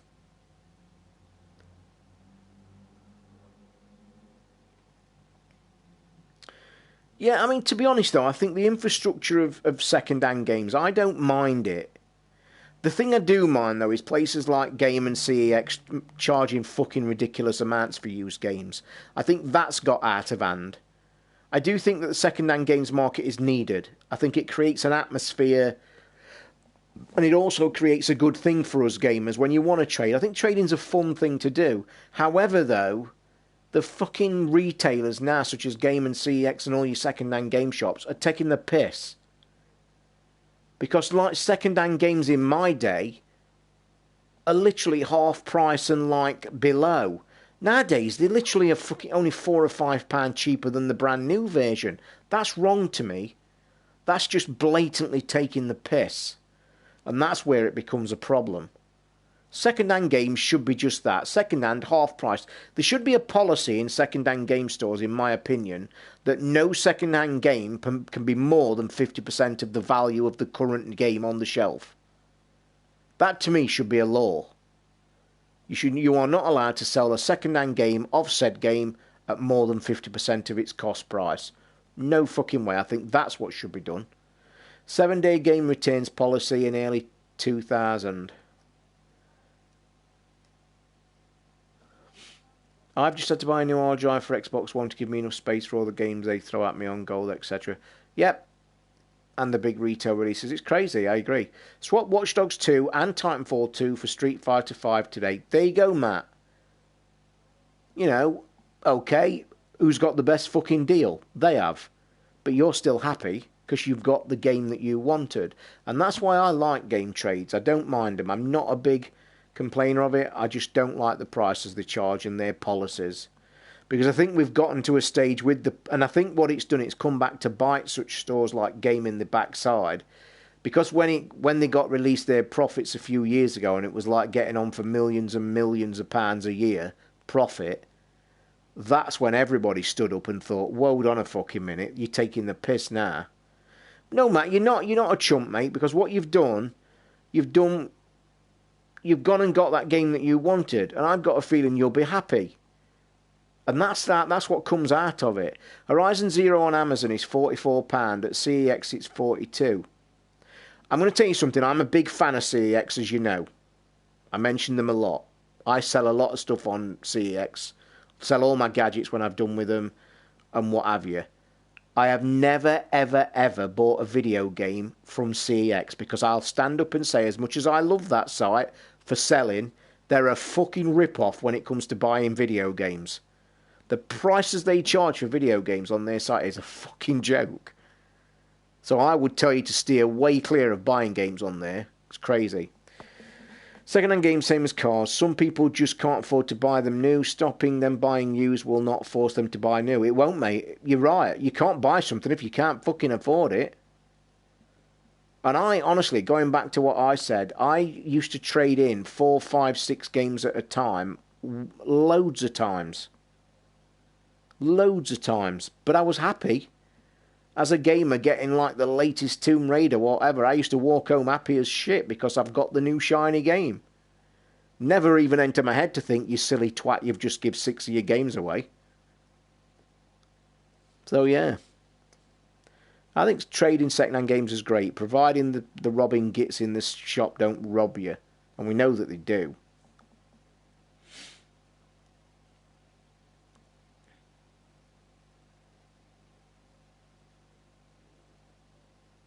Alexa, time is it? The time is 10:48 p.m. Oh, I was reading my book earlier when I was in the kitchen. Alexa, volume 5.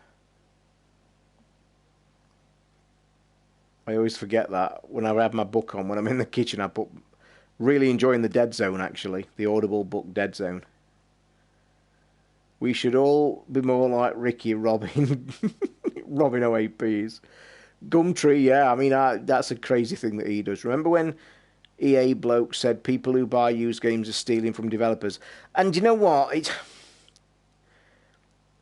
It's not the people like us who are robbing the developers. What it is, it's the fucking people at Game that are charging ridiculous prices. This is where I feel there should be some kind of comeback or some kind of feedback on it. Because Game are just basically... We know that game shops would not exist if they didn't have a second-hand market.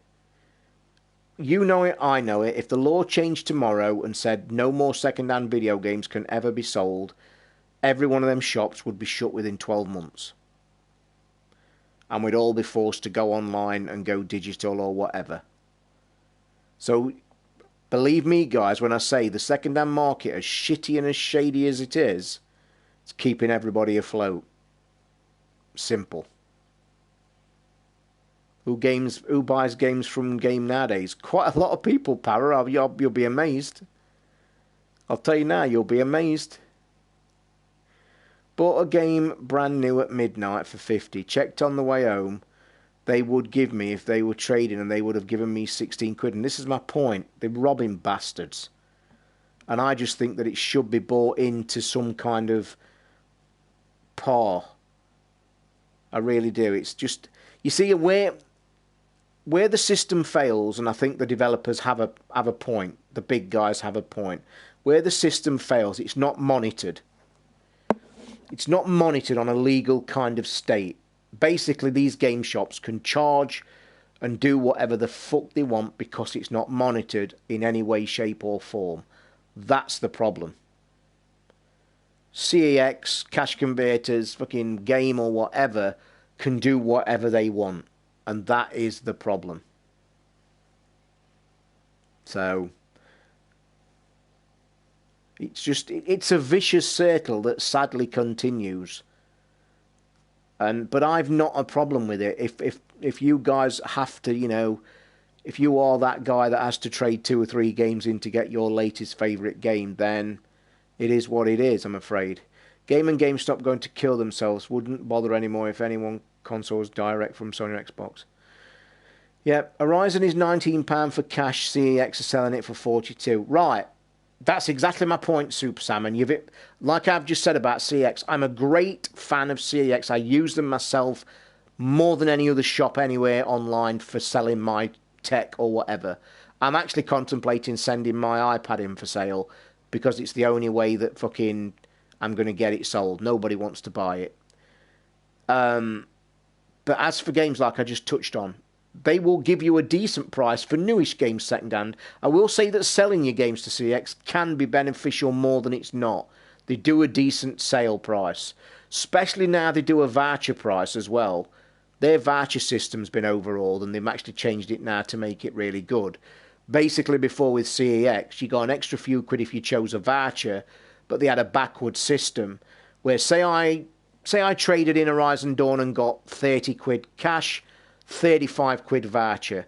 If I chose voucher, back in the day what happened, if I then went on the site the day after and say, oh, I want this camera, and it's 35 quid, and I wanted to use my voucher, this is how backward their system used to be.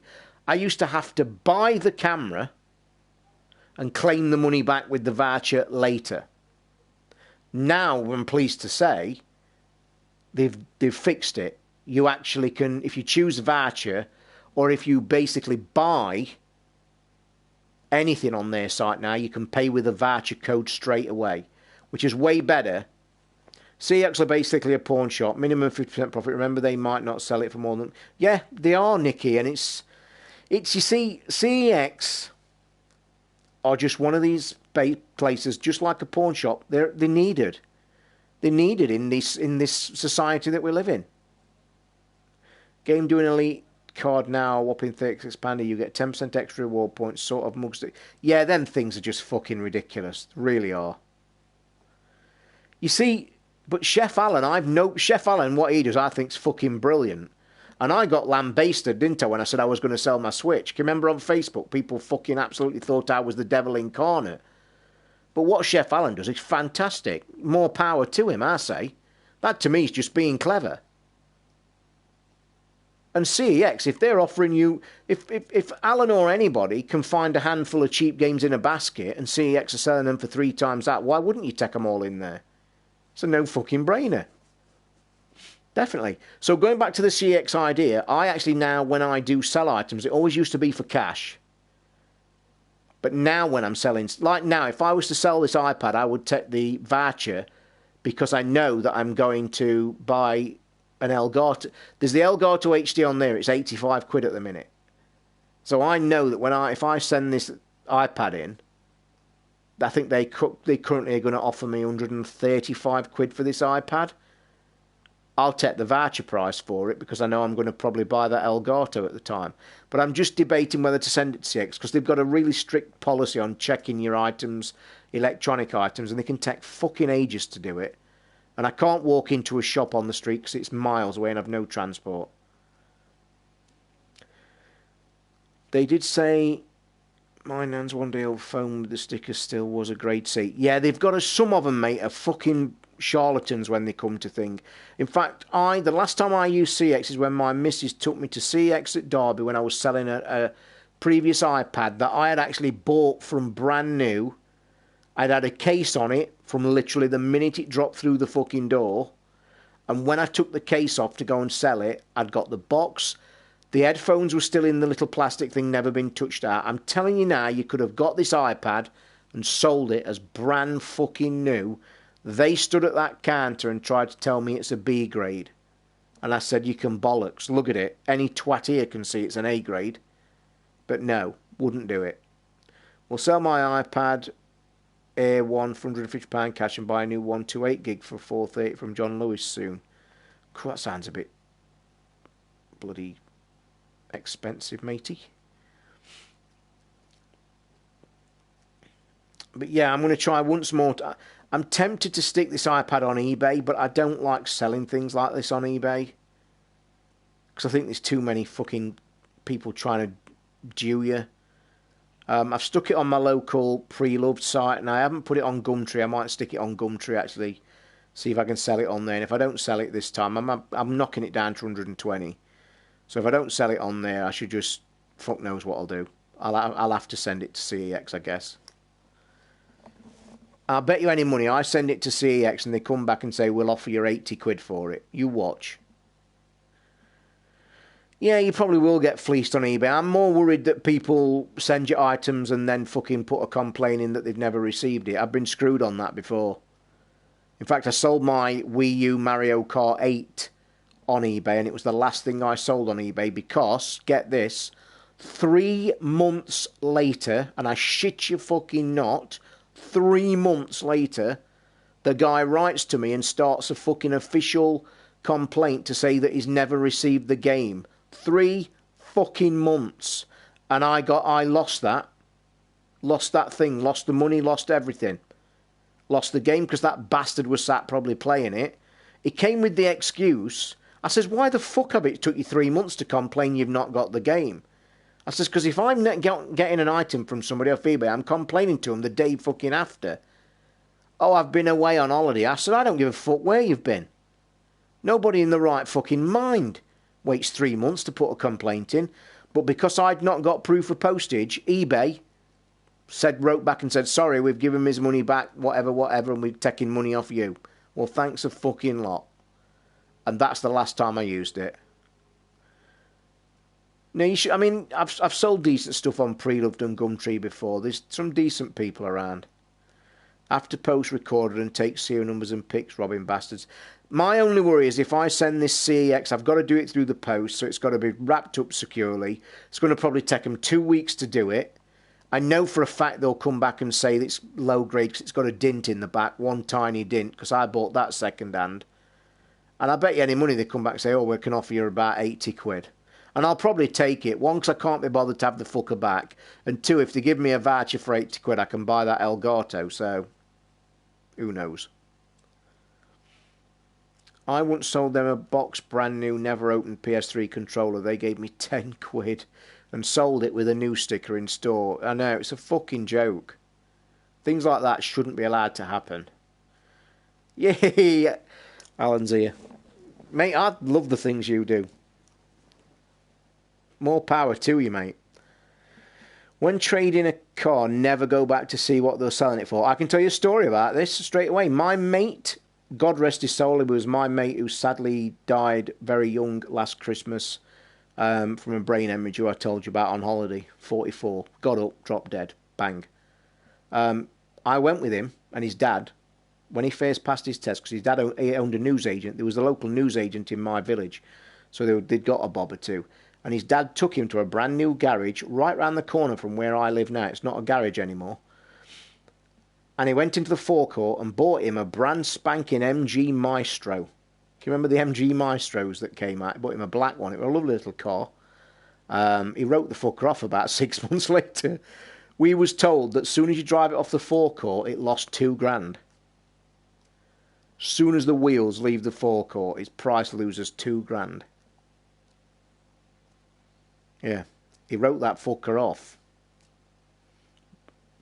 Very lucky accident as well, actually, at the time. But yeah, things like cars, everything loses the price as soon as you buy it. It's ridiculous. But you've also got to remember something, guys. There's a simple thing here that we're all missing the fact of. CEX, Game and all them, they're in it for one thing. They're not in it for you to get a great fucking deal. They're in it for them to make as much money as they physically can. Whether that is selling the item 3 times more than they've just give you for it, or whatever. So, definitely, they're there to make money. Simple as. And it all boils down to the bottom line, guys. If we all keep buying from them and we all keep selling to them, it's like what I say about games and DLC. If you don't agree with it, don't buy it. Whatever we're still sending in, and whatever we keep buying and selling, they will keep doing it. Of course they will, and you can't blame them. Bought a 3-year-old Renault for 6k. Was 22 new. Bloody hell. Thankfully, I've never owned a car in my life because I don't drive. Car prices scare me.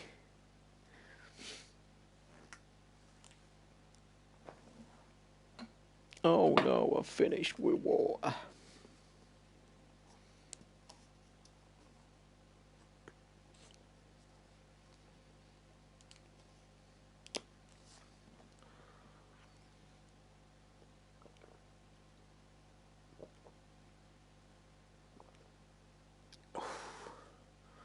Bottled water.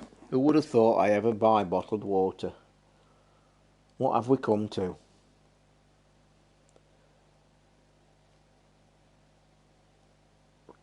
If you'd told me 10 years ago you'd be buying bottled water every time you go shopping, I'd have fucking belted you one.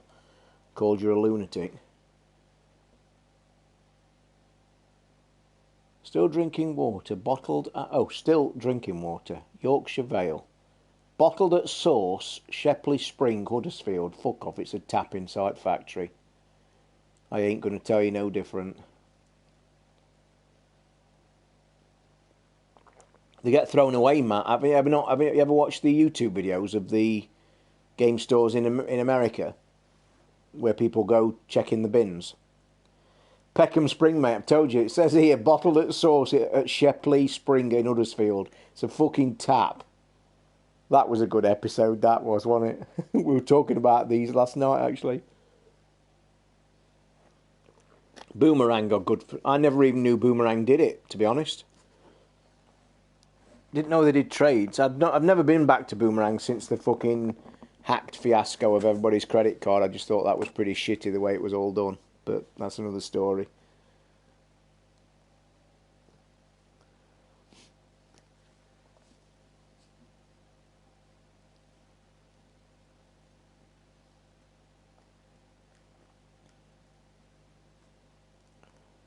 What day is it today? It's Friday, isn't it? Completely lost track. They say ex-rental stuff. Ah, right, so they don't do game trades then. They just sell the second-hand games. I've never looked, to be honest. Like I say, I've never been on Boomerang since they went dodgy.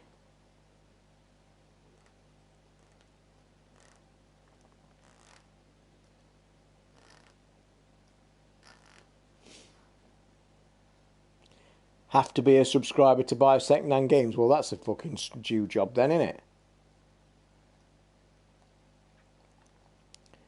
We buy any car, we'll buy your 22k car for £100. Is it Saturday morning? Where are you, Andy? Are you in good old Aussie land, I'm guessing? I won't do my Aussie accent and butcher it. Don't know, you always Brazilians still play Streets of Rage.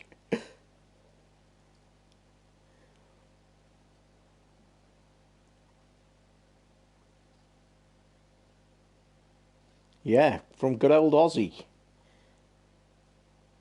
I'll come and visit you, Andy. You can put me up for a week. Is that alright?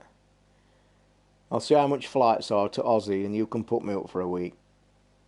Maybe 10 days. What do you say?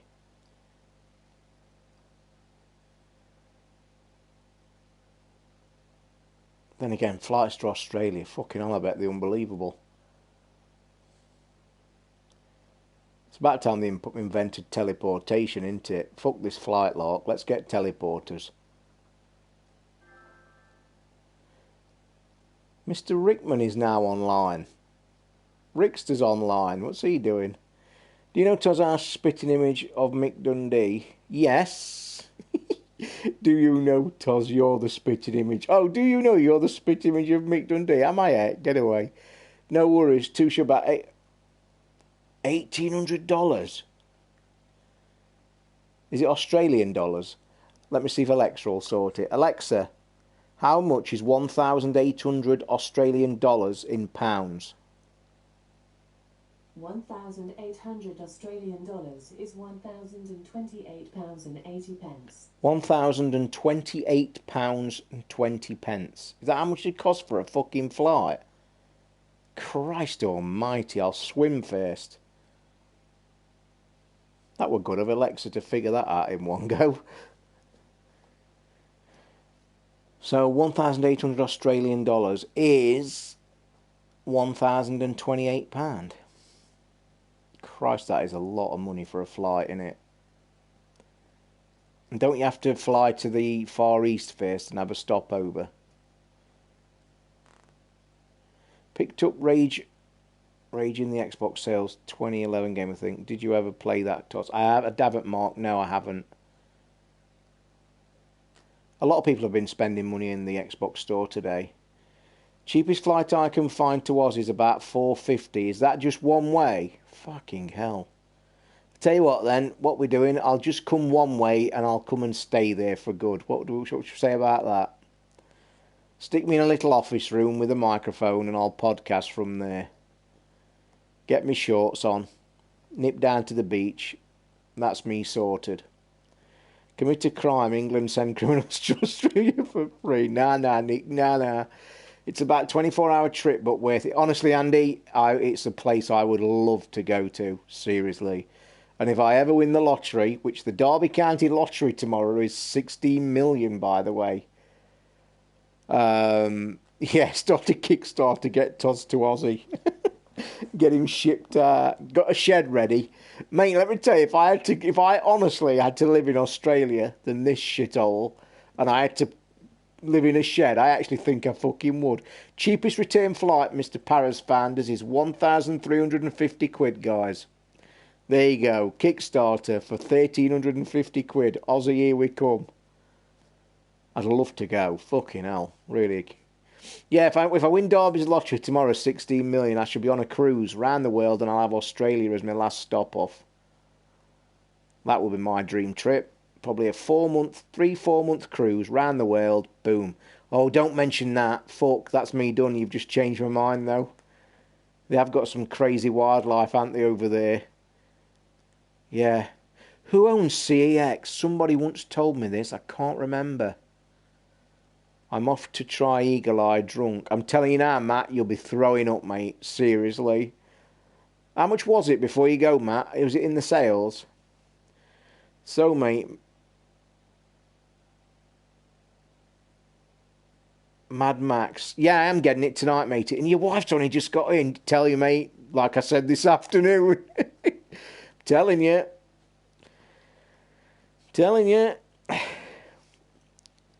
Anyway, good evening, Ricky. What are you doing on at this time, for Christ's sake? You're normally tucked up in bed. Russian billionaire wants to buy Arsenal. Nicky, do you think Wenger's staying? I hope he does. Don't mention funnel webs. In the front yard? No way.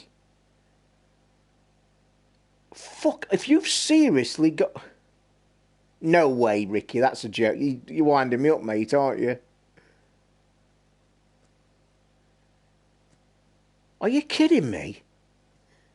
Well, mate, we need to talk privately. Make sure you talk to me tomorrow. That flight nearly same price as a Scorpio. Honestly, Andy, if you've honestly got... yeah, that's what she's telling you, mate. Telling you. If I were you, I'd get back in bed pretty sharpish.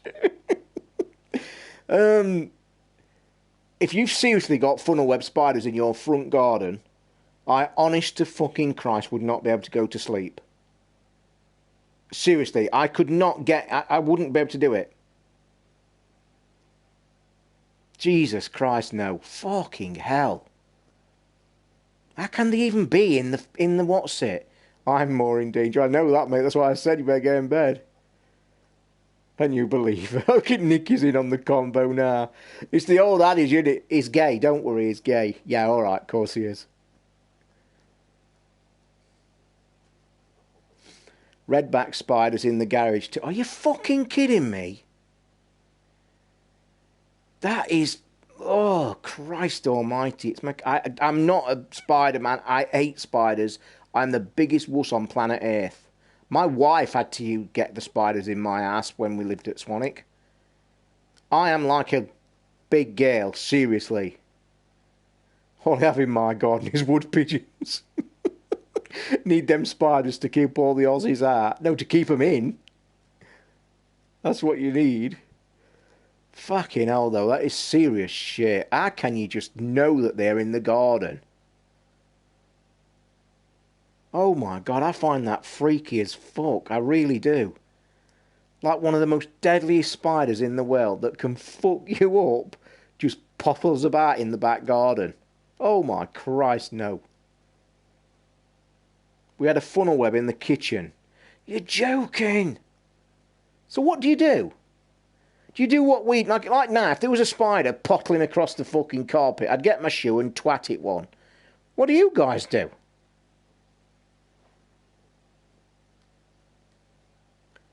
So you walk in your kitchen, there's a funnel web in your kitchen. What the fuck do you do? What's them jumping spiders? Are they in Australia? Can anybody remember that famous YouTube video? And it's making my fucking skin crawl. Can anybody remember that famous YouTube video where that guy got on that fucking step ladder? And he's got like that big jug that he's trying to and it jumps at him and he fucking falls off his... If you've never seen that, try and find it on YouTube. That made me feel physically ill. So have you got a special spray then that kills them straight dead, I'm guessing? He's judging by that then. The problem with living outside Blighty, you're basically part of the food... I know, I'm fucking not... I say all this, you know. Ricky's wife friend has a wiener run, mate. Look at Nicky. When I went to... The only time I've ever been abroad... And we were dead, look, I'll never forget this. When we went to Fuerteventura... Coming from, like me, Mr. Milk Bottle... Well, I went white, I'd got fucking... I actually tanned very well in the sunshine. So, obviously, never been abroad. Mr. Naive fucker... was giving us rooms in his hotel, and lucky we was on the 3rd floor. It wasn't lucky when I was umping the cases to the fucking place. We was on the 3rd floor, and all we used to hear round the pool the very first day, and I was like tab hanging, because you could hear these like other people. Oh my God, we had to get up in the night and get this spray and do this shit and all this shit.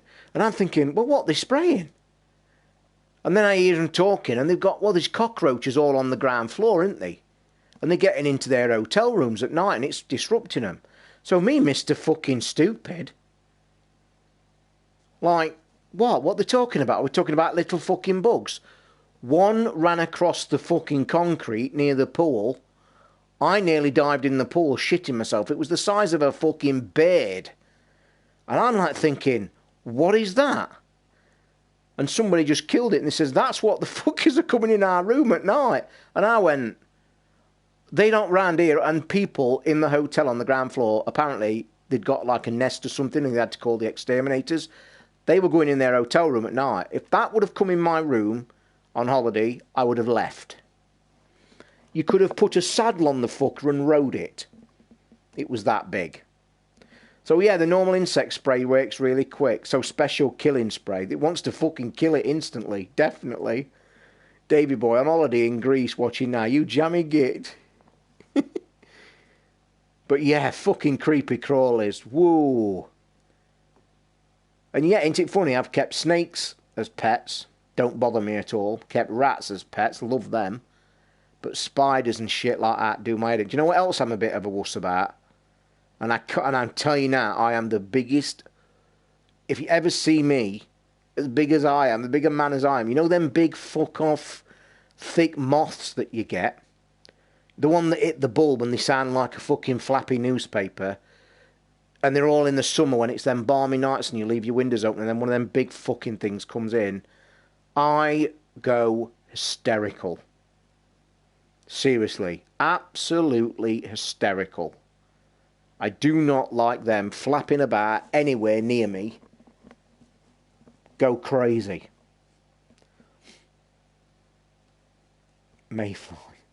Cockroaches stole all the Germans' towels off the sunbed last time. Yeah, and them cockroaches are you. It's the women that you have to watch out for right, over here. Andy, I would like the fucking chance, mate. I can't tell you. It's now getting pretty desperate on the woman side of things for me. It's now actually starting to niggle me a bit, but it is what it is. It's the women. Are you Australian then, Andy? Or are you... Or did you emigrate there? Or are you actually Australian? Born and bred. And where exactly are you, by the way?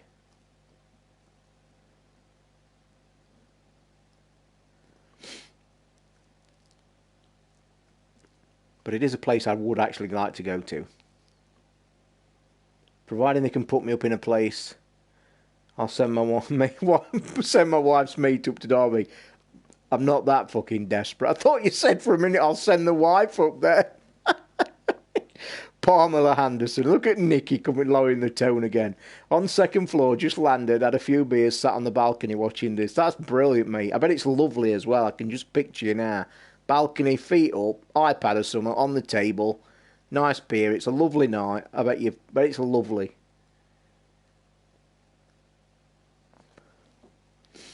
Pamela Anderson. Yes, the women's side of things is becoming a problem. Well, not a problem, just a pain in the ass. But what do I do about it? There's no I can do about it. Especially living around this area. Where the fuck do you go? Me and my brother talked about that, by the way. When you're single, when you're a single middle-aged man, what the fuck do you do? Where do you go round here? There is nowhere to go. You can't go to the clubs round here because, like, you're walking and there's, like, 15-year-olds everywhere. And you're like, what the fuck? There is nowhere round this area, anywhere. And Andy, no, I'm from London. I came out 10 years ago. I'm an hour north of Sydney. Oh, very nice, Andy. Very nice. What about Eurofishing? I've tried to get a review about that and I've heard nothing back about that thing. I might buy that. That Eurofishing is supposed to be a really fun game to play. Process Toz, you do. Can't remember when we had the Rambler talking about that. I could never do that, mate, honestly. I could never. We talked about it on the Rambler once. I honestly couldn't do it. Seriously, couldn't do it. Gay club. Who wants a gay? I'm not gay, you know. You do know that, don't you? But yeah, there is nowhere to go, seriously. Mate, I could tell you a story that's probably not for this stream. I could tell you a story about, and a serious story it was, when we was in our, I think we was in our early 20s, because we used to be a big clubber in my early 20s. I could tell you a story about a very good friend of mine that there was a real thing kicked off. Fucking unbelievable, mate. Hello, I'm new to the channel. I hope you get 100 million subs. What? I'm richer than PewDiePie. You are the best. Oh, I missed that. Oh, we got a spammer? Oh. Don't start spamming or I'll have to get my iPad and ban you. I'm new to your channel.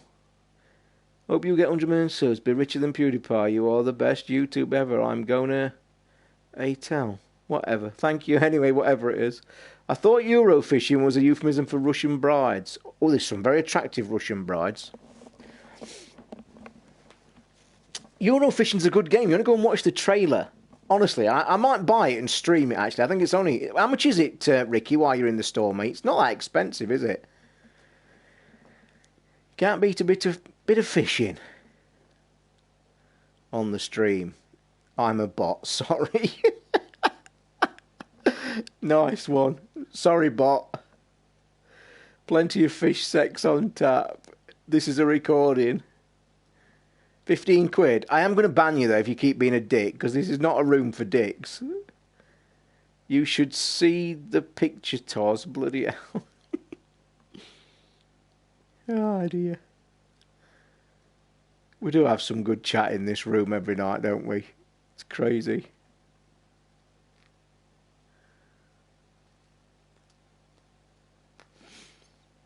I think I might buy, actually. I'm going to check my money situation this evening. My wife said that.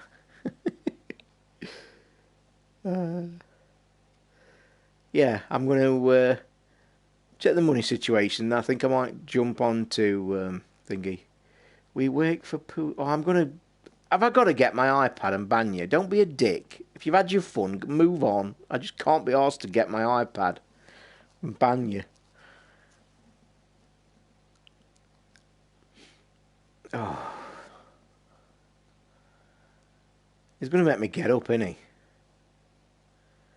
You are actually going to make me get up and ban your ass.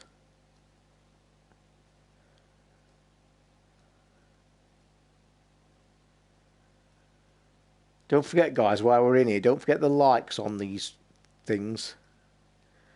Oh my god, not another one. Ricky bought Minecraft on the Switch and tried to bullshit me that it's that it was for the kids.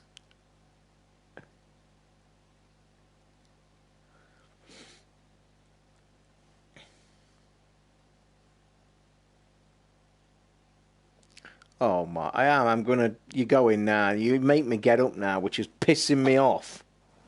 Because I'm comfy. So it looks like the ban hammer's coming again. We've always got to ban one dick, haven't we? Ugh, bear with. Bear with. Let me get this. See, it's made me get up now. You dick. Does anybody know, is there a way to stop the message on the on the iPad Air when it comes and says there is no SIM card? Is it possible to get rid of that message? I mean, it's not a big deal. Or has he even got a shitty... I'm telling you now, the person that it is, what it'll be the same person. You know, the same person that keeps making different accounts. Do you know what I mean?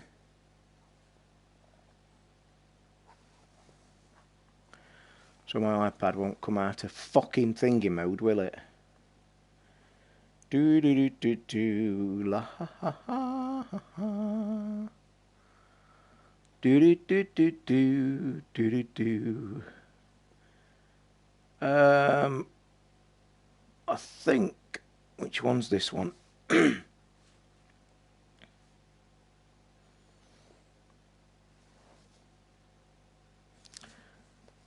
Why am I...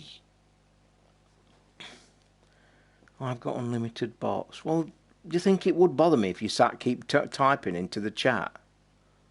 Jesus Christ, man. Get a life.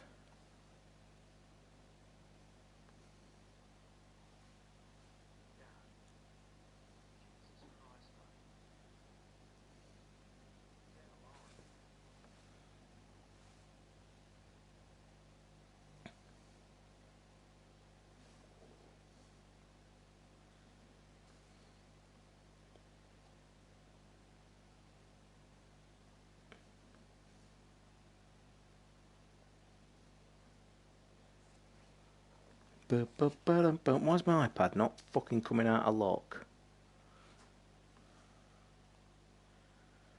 I think I've done it. I think I've banned him. I hope he does come back. It won't bother me. I can click his name just as much as he can do fucking...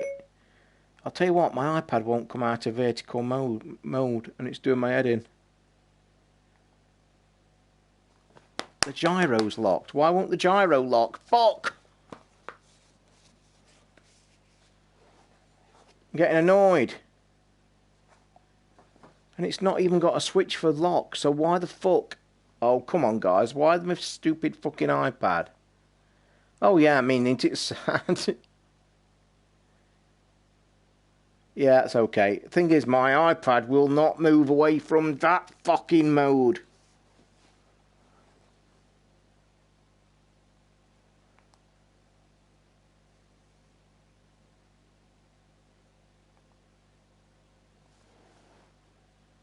No, it won't.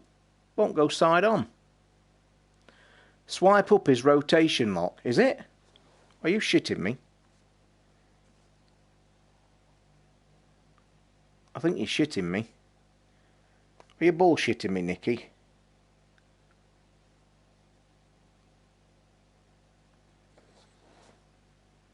It's actually, I can see it on the swipe up menu, but it's still not changing it.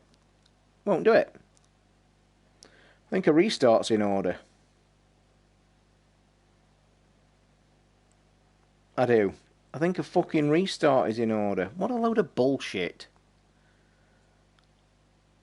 It's just come off charge as well. Anywho, doing a restart. Back in a second, boys. Padlock on right. Yeah, I've just done it. I've swiped up. I saw the unlock, the padlock, but I'm having to do one of them with an apple in the middle, and hopefully that fucking fixes it, because that's a ball ache. Anywho, so nobody knows if it's possible to remove the notification of no SIM.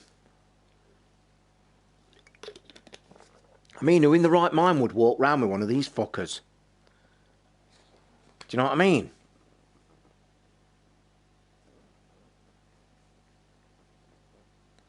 Yay! Fixed it. But who would in the right mind walk round town with one of these with a SIM card in it? Must be crazy. I'll tell you what I have got, by the way. You've heard me... Yes, Mark, there's nothing that can be done. It's just ridiculous. You've just got to control it with moderators or something whenever I stream. And like I said before, I ought to make a couple... No, this is the new one, this is. This is the one that's been replaced. There's my baby that's going. I mean, it's crazy. Who the fuck would walk around town with one of these? Crazy, crazy, crazy. Oh, right. The game I've got, the review code that I got today, I don't think I've inputted it yet either. It's called Skylar and Plux. And it's out today, and it looks basically like a rip-off of Ukulele. There's like a cat with a gun and an owl sat on its shoulder. And it's called Skylar and Plux, and it says 3D platformer released today, made in the Czech Republic. Excuse me. So I've got a review code. I'm looking at it right now, so I'll install that. Sing your way to a Sky Store voucher. Shall I go through some of the shit of my emails? But it's the thingy. Buy and keep, Sing. Have any of you guys watched the movie Sing with the animals? It is fucking brilliant, by the way. Definite watch, even if you're an adult. I watched Sing and I actually bought the soundtrack for it. So let me go through. IGN email, I'll give you some of my... I won't tell you all my emails, but I'll give you what my email inboxes contain. IGN deals, don't know why the fuck I still have that, because it's all American. It tells you things to buy in dollars. No idea why I still have that. QWERTY Daily T-shirt. This is where I buy some of my cool T-shirts. If you don't know, if you're into your T-shirts, it's QWERTEE Daily, QWERTY T. Go and sign up for free. They come from Ireland, and don't ask me fucking why, because I don't know. But they do some real cool shits, and this is where I got this one from. They like have a day sale and then they never make them again. That's why it makes them rare. They do gaming ones, they do alien ones. Tonight's version is all about aliens. So they're showing 3 different aliens. One cool one is called Droid Road. And the picture on the t-shirt is all the 4 droids from the last game. BB-8, R2-D2, C-3PO and the one from the Rogue One.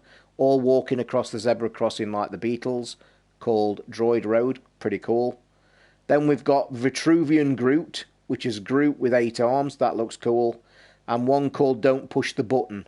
And I'm telling you now, this one is that good. I might actually fucking buy this. You know Groot? Groot sat there, right? Oh, I'll try that, Nicky, thank you. Groot stood, finger, don't push the button, as in the film. But guess what he's got his finger over? A Nintendo controller. A NES controller. And it says, don't push the button. Now, the thing about these, they're based in Ireland. And it takes some fucking weeks to send you a t-shirt.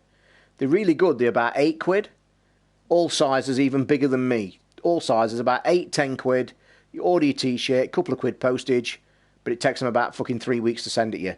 But they also do posters. And the posters they've got tonight, the poster on offer tonight is called, it's like a Pulp Fiction poster. You know, the Pulp Fiction where Uma Thurman's laid on the couch facing the camera. Well, this one has got Pulp Fiction written on it, but then it's got a thing crossed out and it said Suicide Fiction and Harley Quinn's on the couch. It looks really cool. I don't get Pornhub emails. Do you even get emails off Pornhub? What's Pornhub? Somebody tell me what Pornhub is. I've no idea. But yeah, I really recommend you checking that site out, guys. QWERTY.com. QWERTEE. Got some great t-shirts every night. So that's one email gone. Won't be buying that, I don't think. Right, Mass Drop is a kind of Indiegogo. I like the look of that keyboard, but I'm not buying a keyboard because I've already got one coming. Golf Digest. I've got about 80% golf emails. So then we go from that email to my Cranky Gamers official email. What have we got? We have one from Bungie. Shall we have a look at Bungie? Check out the gameplay premiere for Destiny 2. Ask Nicky. Well done. Sour cream and onion Pringles. Oh my god, they're vile. So I've had an email at 10:20 tonight from Bungie telling me to check out Destiny 2, like we've not already done it a million times. I get an email from Twitter, don't know why. IGN again on that account. McQuartie again on both accounts. And one of the countless fucking online dating agency bullshits that I don't know why I get rid of all these. And that's it. That's my email checked for this evening. It's a hub. It's a hub. What's it a hub for? What, a wheel hub? There's my gorgeous record player is on my Twitter. It really is a nice record player, actually. I've got to say that. Alexa, what time is it? The time is 11:33 p.m. Jesus Christ. So James has been to see Alien Covenant tonight by the looks of it. Minecraft is currently free on Xbox One if you've not already got it, guys. Does everybody know? Is there anybody that's not got it? Are you still using the dating app? How's it going? Shit, Marcus. In a nutshell, shit. In fact, I'm a firm believer after using a couple of them for about 6 months, they don't fucking work. Because I've had quite a few matches and as the shit goes and not one person's messaged me. Now, whether they expect me to message them, fucking God knows.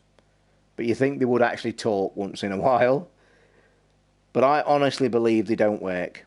You'd have to just prove me wrong.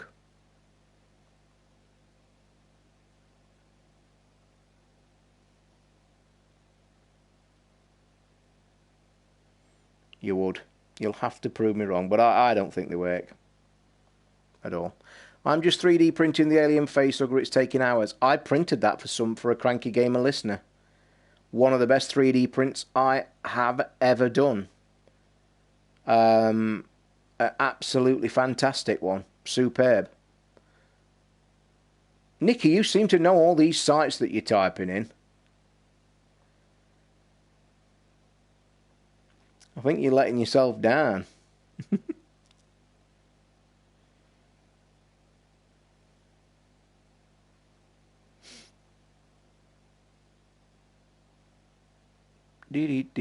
Try just turning up at their ass. Yeah, of course they do. Of course they do. 3D printer love doll. Printer's not big enough. Nick is single. What printer have you got, Andy, by the way? I don't want to talk on to 3D printing. We did that last night, I think, or the night before. What 3D printer have you got? Did you get the one from Aldi, you jammy bugger? Because you guys in Australia got a shit-hot deal on a decent printer in Aldi, and they're not bringing them out in this country. Because I saw Angus Maker's Muse talk about the one in Aldi that was being sold again, and as soon as I'd seen it, I went straight onto our Aldi site to see if it was coming over here, because we've got an Aldi, literally, I can be at the front door of my Aldi store in literally less than 2 minutes. And I honestly, if they'd have had that printer, I think I would have had one.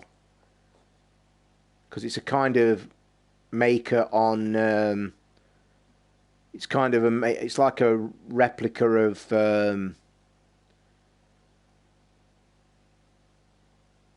it's a replica of the Prusa, I think. It's from a Jack Black film where he's a porn site owner, names about 50 in 30 seconds. Let's lower the porn talk now, guys. Let's bring it back. I got the one. What, from Aldi? You're joking? Oh, it was you who asked about the splicers. I don't know if you watch some YouTube 3Ders, Andy, but I highly recommend watching Maker's Muse. You probably already do. But there are some good 3Ders that talk about your splicers. If you don't, follow Chaos Cortec as well. He's a real great designer. I've printed more of his stuff than anybody. He designs them fantastic and sticks them up on Thingiverse every time. I mean, I've got loads of his models. I've got Clank. I think the R2-D2 was his as well.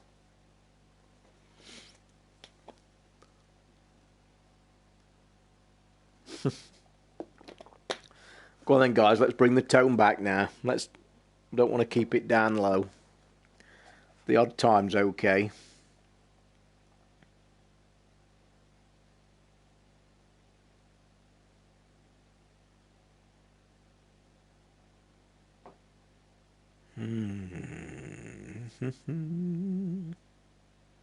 Ricky, are you still in a room? Have you gone back to sleep? I bet he's gone back to sleep now.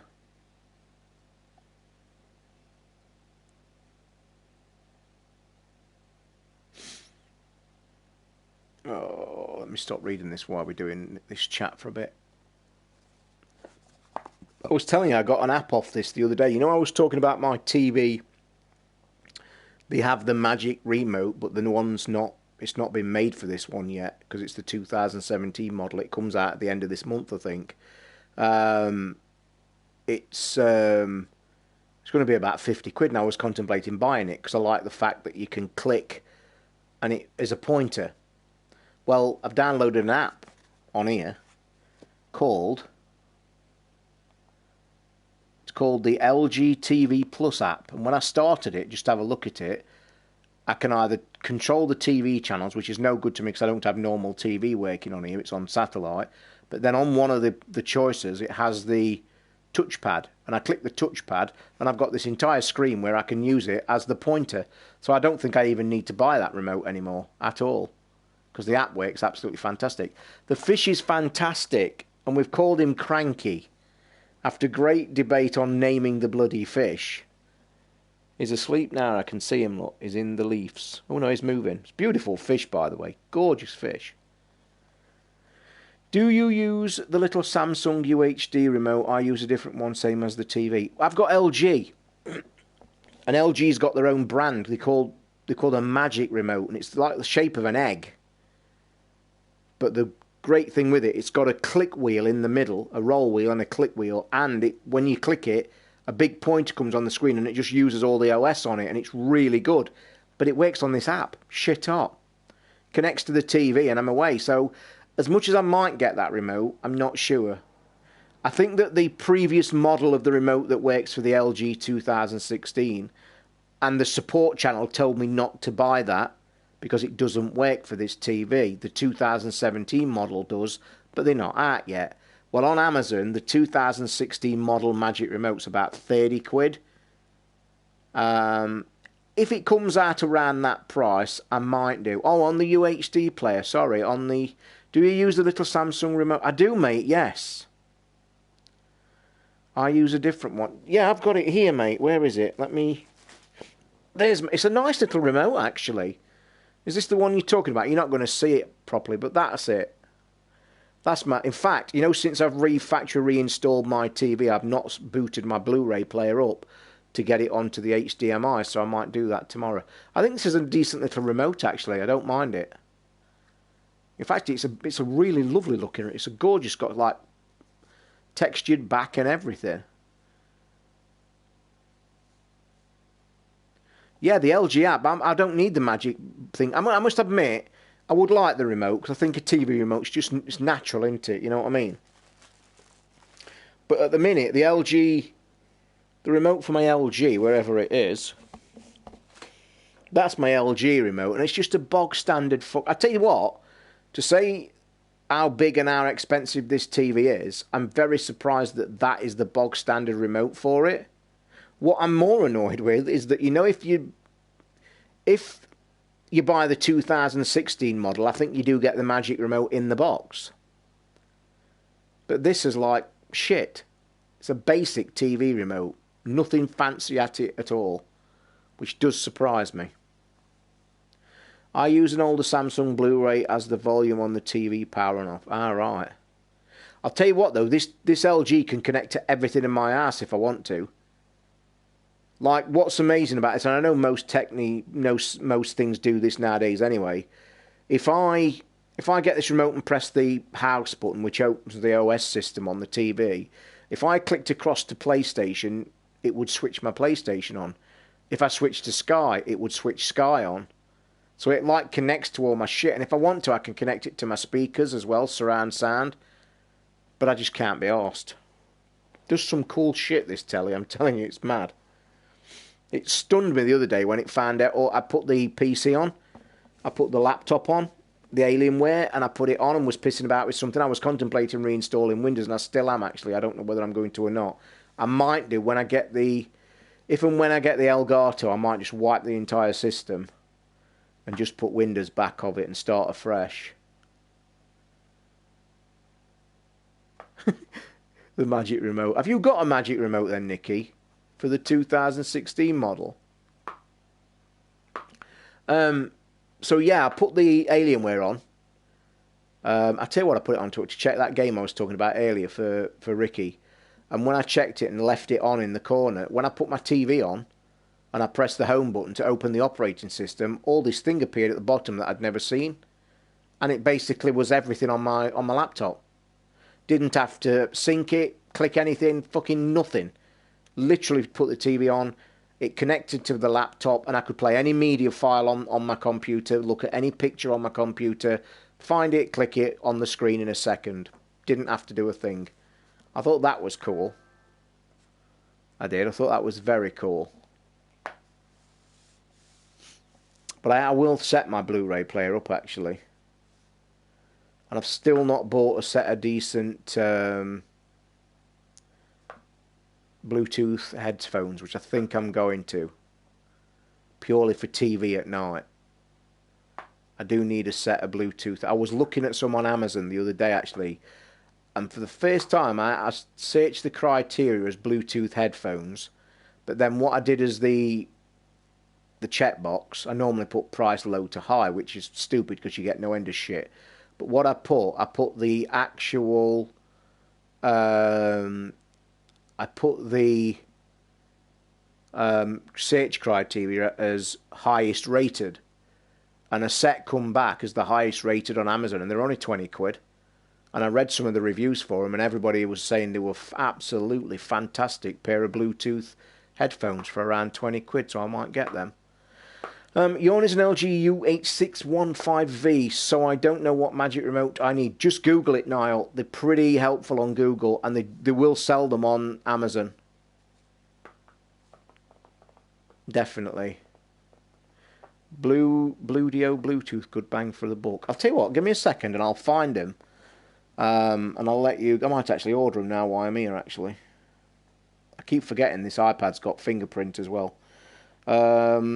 Right, so if I go to my Amazon and look at Bluetooth headphones... Bluetooth earphones... Oh, I've actually put... I want headsets. Let me now click highest customer reviews. And no, because it's not. Oh, wait a minute. I'm like a dick. Ignore me. It's gone earphones instead of headphones. So bear with me. Bluetooth headphones. Give me a second. Oh, that's Amazon 20. It could be them that, mate, it could be them that I'm actually on about. So bear with me and I will tell you the exact model. Customer reviews, they're around 20 quid. And they are called, here they are. They're called the, I can't even fucking tell you what they're called. They are called the UELignite. UELEKNIGHT. UELignite headset over-the-ear Bluetooth headphones with noise cancelling. And they're running at about 28 quid, but they're the highest rated on Amazon at the minute, and they're pretty cool. But these ukulele ones, or whatever they're called, they're the ones that everybody... I'm sure they were 20 quid last night then. They weren't 28. What are you on? Bluedio Bluetooth. Let me try them. That is not a typo then. They are called Bluedio, are they? Oh, fucking autocorrect. Bluedio. Blue. Bludio. Bluetooth headphones. We'll check. That's if it's not a thing. If it's a typo. I found them. Found them. They're 80 quid. There's quite a few different Bluedios, but most of them, I tell you what though, mate, they look really nice. We've only had a chat night, Shindo. We've not played any games, mate. We was going to do some more 4-point co-op, but sadly Luke felt a bit under the weather, but we are going to be back tomorrow night with some more co-op on 4-point. Nikki, why have you showed me these? Why have you showed me these headphones? They look fucking beautiful. Jesus, man. Why have you shown me these? These are gorgeous. Shouldn't have done this. Shouldn't have done this. Oh, wow. Bloody hell. Read an article which women subconsciously like the smell of a man's farts. Just slide in beside a lady and you're a bit late in the chat with that, but it's funny. Nikki, they're gorgeous. Guys, if you've got access to your browser at the minute, go on Amazon and look for Bluedio Bluetooth headsets. The red ones off. The purple ones. Holy shit. Why have you done this? I'm blaming you now, Nixter. Oh, Christ, they look fantastic. They've got 8 drivers in them as well. Nikki, I'm not friends with you anymore, boy. I cannot tell you how nice they look. I want a set of these purple ones. Oh, and look at the shit you get with them. Nikki, I fell out with you now. He sent me a photo as well on Twitter. I'll tell you what, guys, I'm going to post the link to these on my Twitter now. So any of you on Twitter, just tell me these aren't absolutely fucking gorgeous. Get ready. I'm going to tweet it now if you're on Twitter. At Tozol if you're new in the room and not got it. So here we are. I'm going to tweet you the link to the Amazon page I'm looking at. Honest, they are stunning. Let's have a look at Nicky's, what he's got. Oh, fucking hell. Yeah, they're like a derivative of what I've just been looking at. They're nice, though. Well, they're 20 quid.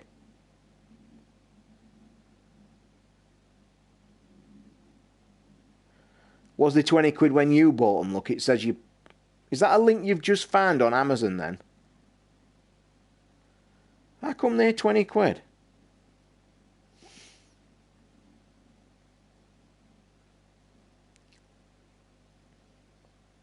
But you have a look at my things I've just done on Amazon. They are gorgeous. Seriously. I actually prefer the more expensive ones. I can't buy another set of expensive headphones. I can't. You know I can't. Anyway, any more final chat thoughts before we can have another 10-15 minute chat? Because the room's lowering, it's getting very late.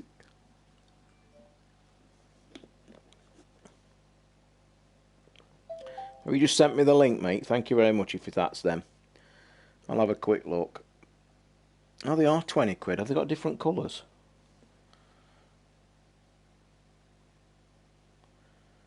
I'll tell you what, though, they don't look half bad, mate. They don't for 20 quid. They don't look bad at all. Oh, and they've got red and blue. So are they decent then?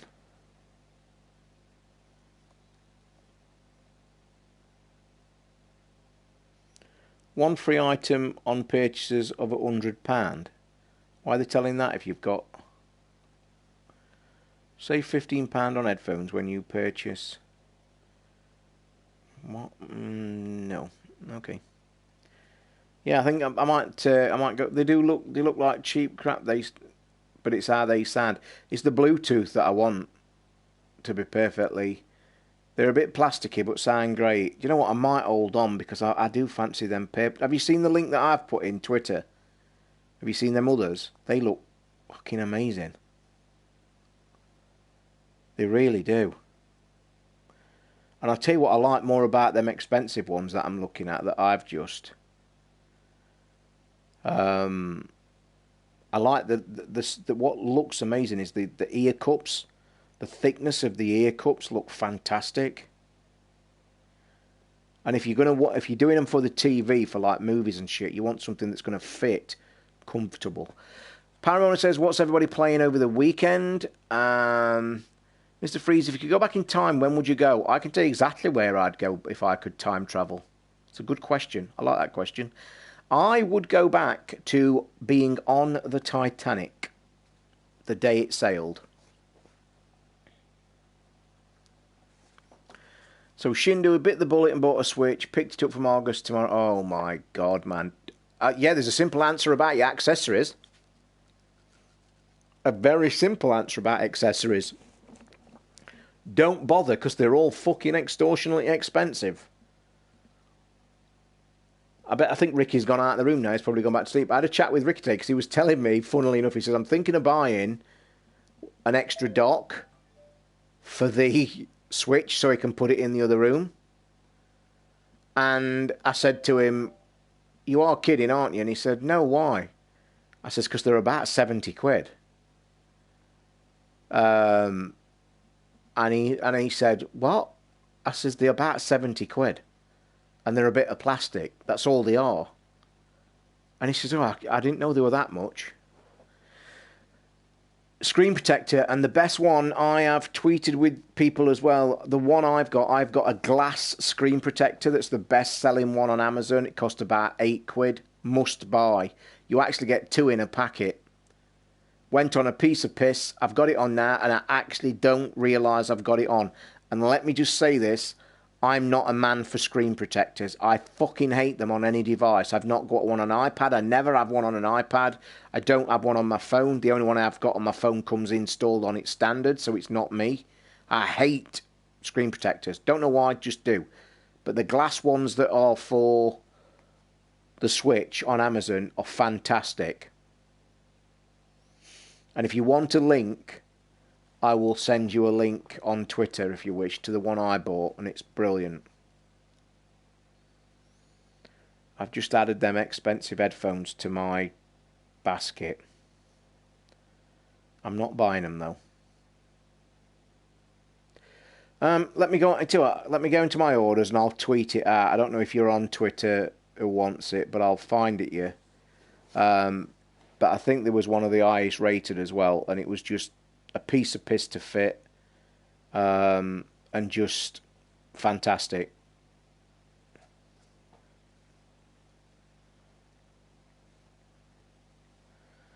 Let me see if I can find it. Yep, here we are. It's called the Nintendo Switch Protector Glass and Film Tempered Glass Screen Protector.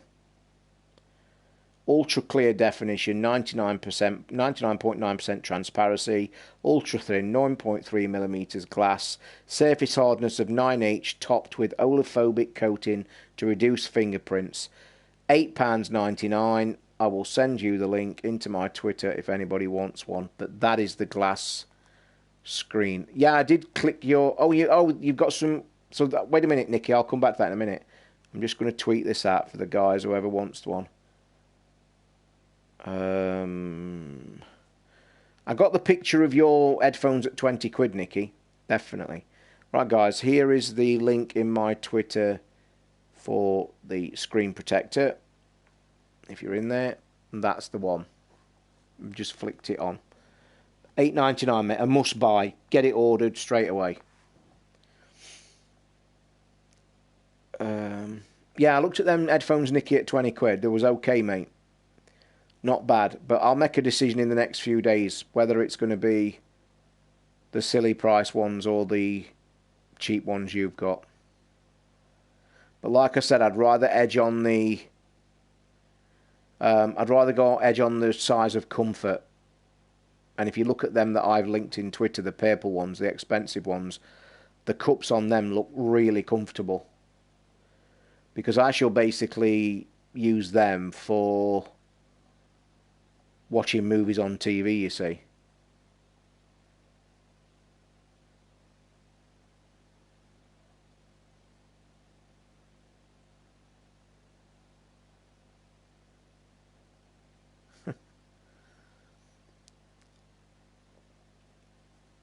So yeah.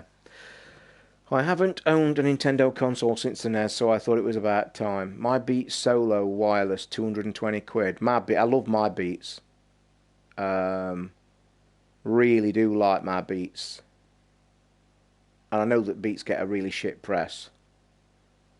But I got these refurbished and they're still my favourites. They're comfortable.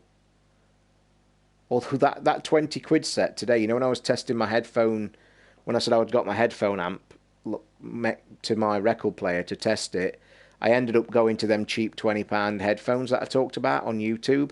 They still sound fucking outstanding, I'm telling you. Where are my... Oh, they're on the floor here. My Philips. I ought to sell them, actually. I could actually send them back. I think Amazon have got a right return policy, haven't they? Could actually send them back and buy Bluetooth ones. I never thought of that. Could just pack them up, send them back to Amazon, get a refund and buy these. That could be a good idea, actually. How long have I had them? They were 59 quid, weren't they? Was they? I might do that. I might return them on Amazon, actually. And get the Bluetooth ones, because that could be a good plan.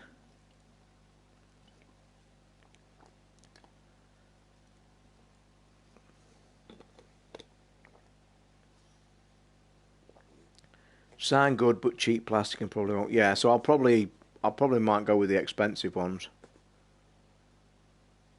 Because it's the only thing I do miss having, like I've said before, having a Bluetooth set for the TV at night. Because I'm considerate.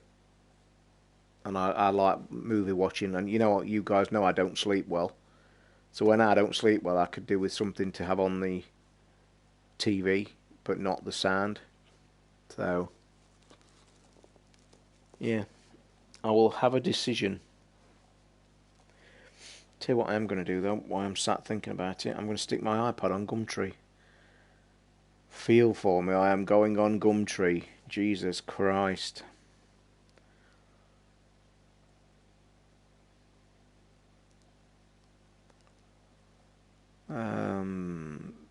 Post an ad. Post an ad.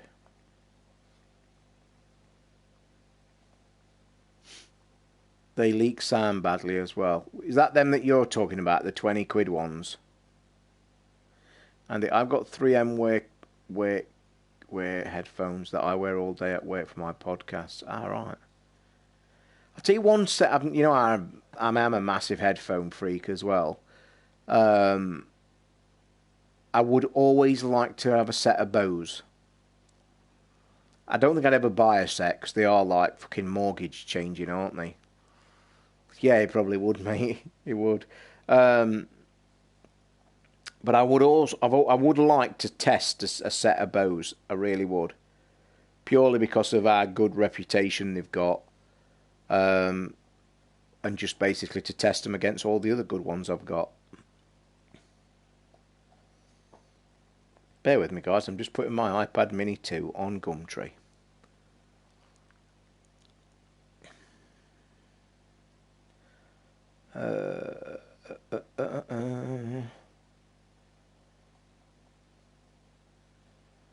I hate doing Gumtree shit, though. I do. I don't like it. Where are we? We'll go that photo, that photo, that photo, and that one. Done. I tried a set of Bose, was okay, but not as loud as Beats or Sennheiser. I think I've mentioned this on the show before. If you're actually after a set of headphones, go on Amazon or anywhere and look for Sennheisers. They used to be called the H101s. Used to be called the H101s. I think now they've gone to H102s, I think they are. But they're the cheapest model they do. They're around about 12 to 15 quid. Grab yourself a pair of them. They do feel light and plasticky, but holy fuck, the sound in them for the price is amazing. Definitely. Have you gone off Apple now, Toz? In what way do you mean gone off Apple? In what context? You mean because I'm selling my iPad mini? I'm selling my iPad mini because I've got an iPad Air. I upgraded. Because I need it for my old weary eyes. The iPad mini is like tiny compared to that.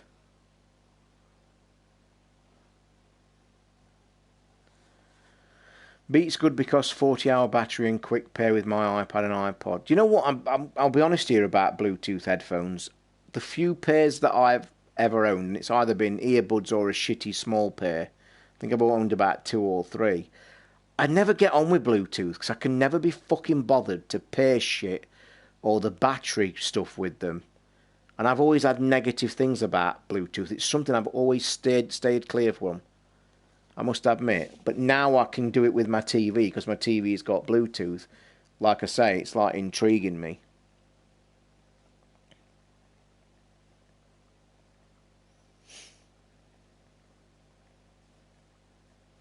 One second, guys. I know it's boring streaming, but I'll type as fast as I can.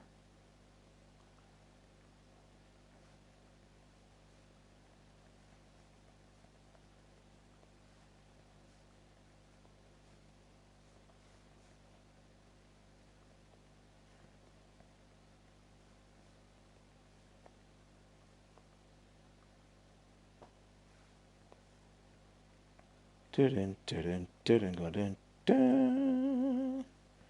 dun dun dun dun. Right, let's get that. Let's do that. Let's do that. Christ, they want you to do everything. Since when has it contact, email, job done? I think that'll do. Right, should be. Alan's on, evening or late, but we're still on. This was an impromptu, was going to be about half an hour to an hour's chat room, Alan, and it's turned into nearly a 3-hour chat, but you guys seem to like it. We cover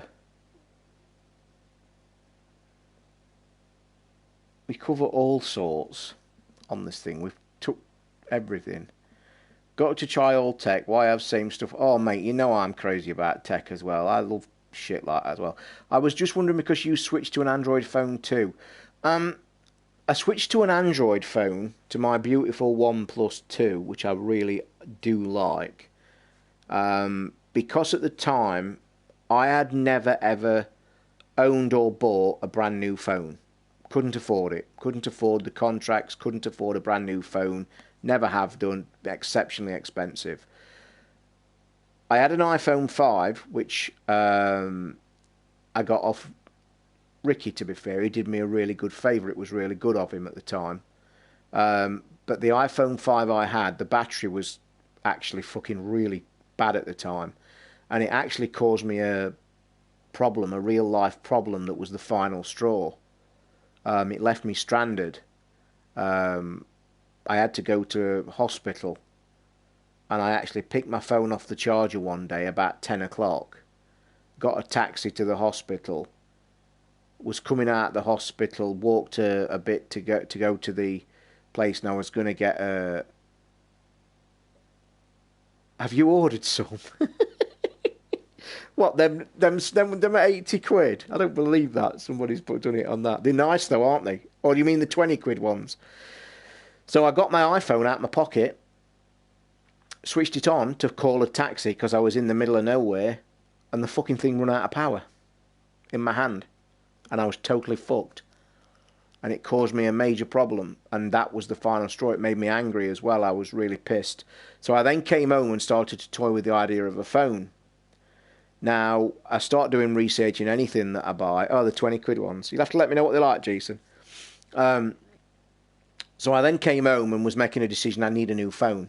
I've got to get one. Now, again, I was always toying with the second-hand market, which I've always done. But then, I don't know how it happened or whatever. It was just a research. Now, I had never, ever, ever, ever, ever heard of OnePlus phones. I can't even remember how I got pushed to looking at them. But as soon as I started looking at them, and then I went onto YouTube and did extensive research for about a week. And basically what happened, I started seeing OnePlus One. So then I got into the ethos of the site and started reading up. And then I found out the history of the OnePlus phones. OnePlus One was about 3 years old. OnePlus 2 was about a year old. And OnePlus 3 was just out about a month prior to me looking. But what was amazing, the reviews of the OnePlus 2 and the OnePlus 3 on YouTube were absolutely fucking outstanding. The specs of the phone are truly unbelievable. 64 gig, 6 gig of RAM, 4K video, 4K photos. Just absolutely stunning. The price for a brand new phone unlocked was 229 quid on Amazon. So I just thought, fuck that. And I bought it. And I've never been happier. But going back to my chat on the NFC chip, that's the really thing I'm really annoyed with. It was the one thing I didn't check up on.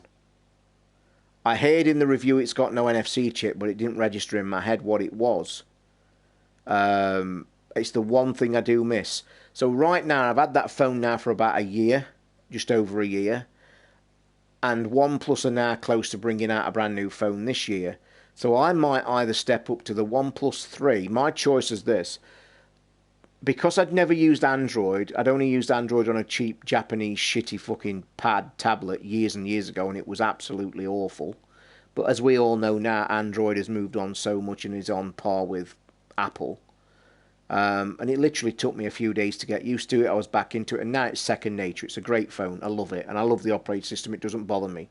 So now I'm starting to think again along the lines I wouldn't mind an upgraded phone. So I'm either going to think of the OnePlus 3, which gets me the updated NFC chip, which I think I can then tag my printer as well and do some shit with that. But I also can do Android Pay as well. But the other thing is that I might look for a second-hand Galaxy Edge 7. I really like the look of the Edge phones, I've got to say. But obviously I'm not getting one of the Galaxy S8s because it's like you need a fucking mortgage and a car. So I might actually look for like an older model of the S7. Now I know that's going back to second hand, but I've got a feeling that the Galaxy Edges S7s will still be good tech. I don't know if any of you guys has got one. But I'll have to weigh up. I think I might wait till the end of summer and get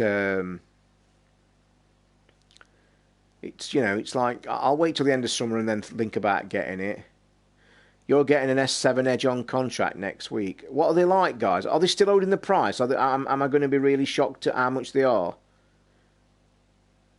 He actually said today, Shind, he's actually uttered the words, I fucking love this phone, while we was talking on Skype. And I knew he would. Except he's got a Grandad case on, covering all the Edge thing up, which blows my mind. I really do. It blows my mind that he's got the latest snazzy tech of a phone, like amazing, and he's stuck a Grandad flip case on it, which covers all the Edge and everything. I think one of the Cranky Gamers came to my house. Oh, he's in. He's woke up again. Yeah, get your Grandad case off, man. Jesus Christ, get it off. Show the phone for all its glory. Edge 5.7... What? Please tell me... Are you telling me that the S7 is running at 350? Fucking hell. Tempted to get an S8, gonna wait to see what Apple do with the iPhone 8. What have you got at the minute, Para? It's just Tim, which is... I can't believe you're fucking gaming at this time. Are you in your little office room at this time of night? That's very unlike you. I thought you'd fell off to sleep again in bed.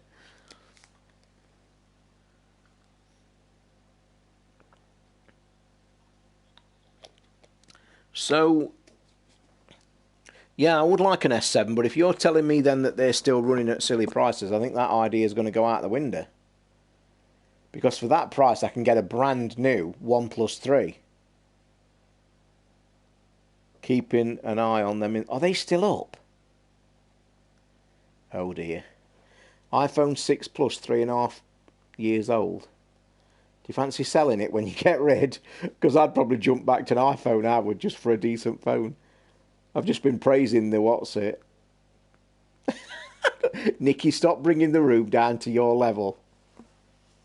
Or the ban button. By the way, you know the ban button that I can do? Not only can I ban people, but I can suspend you. I can give you a yellow card. So, careful with the chat or you'll be getting a yellow card and sent to the sin bin. I'm going to look now at how much a OnePlus 3 phone is on Amazon, brand new. So, OnePlus 3, brand new. This is probably going to fucking shock me as well. I will when my fucking iPad starts to scroll. Fucking hell. Are you ready? Are you ready? Didn't put enough cream on. Guys, you'll be suspended. You'll be out. Are we ready? The OnePlus 3 6 Plus 64 gig dual SIM. I forgot to mention that, by the way, about the OnePluses. You can put 2 SIM cards in them. Not that I don't do that, but you can.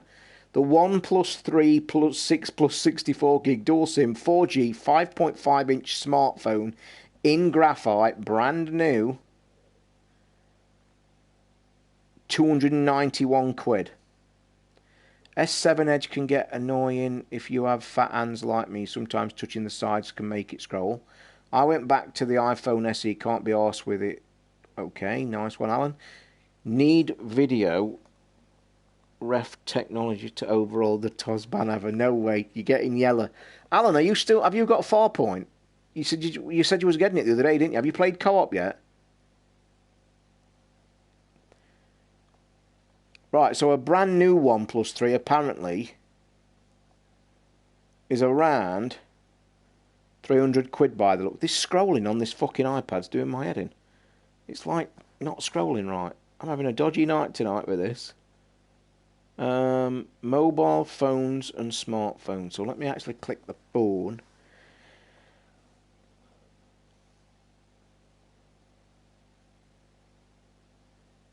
Jesus Christ, a brand new one, 128, is 500 quid. They were never that expensive when I bought this one. Right, a Samsung Galaxy S7 unlocked on Amazon is 419 quid. Jesus Christ, oh my, why are they so fucking expensive, really? You can get a used OnePlus 3 for around 240. Samsung Galaxy S7 then are like still holding the price. Just blew £25 on a new case and screen protector for my S7. I wonder... No, don't even go down that road. The Sky deal for their phone, I wonder how much they do there, the S8s for. Oh, by the way, the other cool thing, I keep mentioning these OnePluses. They do a full day's phone charge in half an hour. Yeah, that's another great point for my OnePlus. A full day's charge in half an hour. So imagine you're getting up for work and you forgot to put your phone on charge. While you're getting ready and getting your breakfast, put your phone on charge. You get a full day in half an hour. Fantastic. But it don't look like that S7's going to be anytime soon, does it? So that idea of me might have gone completely out the fucking window. So let me do a proper search for a Galaxy S7. Was the Galaxy S7 the first one of the Edge phones then? Was the an Edge 6? Do we know? I can't step back that far. That's shit, innit? Galaxy S7 Edge. Let me see what it's doing just on normal Google. Sky.com are doing a Galaxy S7 Edge. I thought they only did... Oh, wait a minute. Samsung have fast charge now. Battery life is good as well if you turn off some of the features and display. Oh, there you go. So apparently this Sky phone deal that they're now jumping on, not only have they got S7, S8s, you can now do the S7 Galaxy. So shall we try this then? Let's fill these details in live. Go. Are we ready for this? Here we go. So it's in stock. With this, Sky have started the new network, haven't they? So get ready. They do a thing what's called Swap 24. You can swap your phone for any new phone for 24 months, or you can go to Swap 12. So I'll go to Swap 24 because it's long and it's cheaper. Do I have it in black, gold, or pink? I'm not having pink, I'll have gold. So 32 quid, it's in stock. So far, it's running at £23 a month with no upfront charges. So we add the phone. So, how much data would I like? 1 gig is an extra £10 a month. 3 gig is an extra £15 a month. And 5 gig is £20 a month. The good thing about Sky's phones, though, if you're a Sky customer, you get free phone calls. So perfect for everyday browsers. Our TV customers get free calls. So let's go with the 1 gig monthly. So you get unlimited text and calls and free for customers. So we'll pick that one. 12-month minimum to, yeah, we'll click that. I'm not buying it, by the way. I'm just seeing what it's going to give me at the end of the fucking year. At the end of the day. So, is that it? What do I do now? Already got a SIM. No. What do I do? Where do I go? Wait a minute, guys. Here we go. So, now choose your calls and texts. I've done that. Right. So I could have a Galaxy S7 Edge Gold here tomorrow, which is obviously tomorrow, on Swap 24 with a 1 gig data plan, unlimited calls and texts free because it's Sky. How much would you guys think is a good price for that to pay per month? Now bearing in mind my current phone bill is, I pay between £10 and £12 a month now for my phone. Mine's a SIM only deal. So I currently pay, we'll say £12 a month at the high end. I could have a Galaxy S7 brand new here from Sky tomorrow. What would you say is a decent price a month? Alan's saying 30 a month.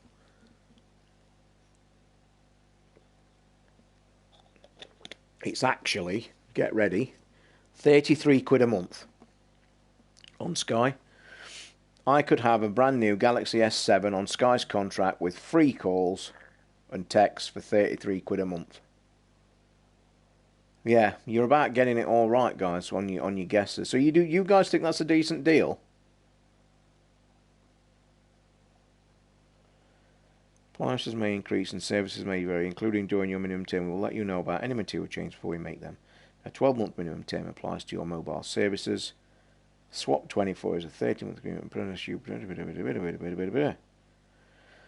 So that's it, 33 quid a month for a brand new S7. Are they good? I pay £67 a month, unlimited 4G data, unlimited calls.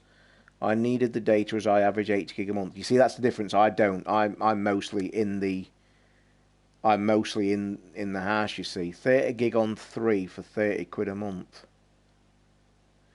You see, you've got to get the phone as well. Don't forget, I'm getting a brand new phone for free. I don't think that's at all bad, don't you? Samsung Galaxy S7 Edge Gold 32 gig on Swap 24 is 33 quid a month. That is tempting me, do you know that? I need to stop looking at that. That's really tempting me. Because I tell you now, I bet I could get 150 to 200 quid for that OnePlus phone. Because that's in mint condition. No, I can't do that, can I? 12 gig tethered on 3, £20 per month. You know what's crazy about all this, though, guys? Isn't it crazy? That is with PhoneToz, gouswitch.com. So what did you say there? You said 30 gig for 30 quid with a phone on Uswitch. Have a look.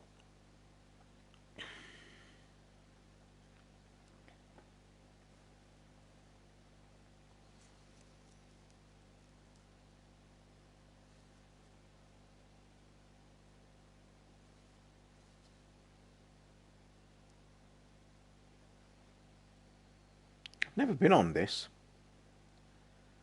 I have never been on Uswitch. Buy it, buy it. I've got to say, guys, I'm not going to lie. I'm tempted. The thing is, Alan, I agree with that. But 2-year deals don't bother me because I'm not a massive phone. You know what I mean?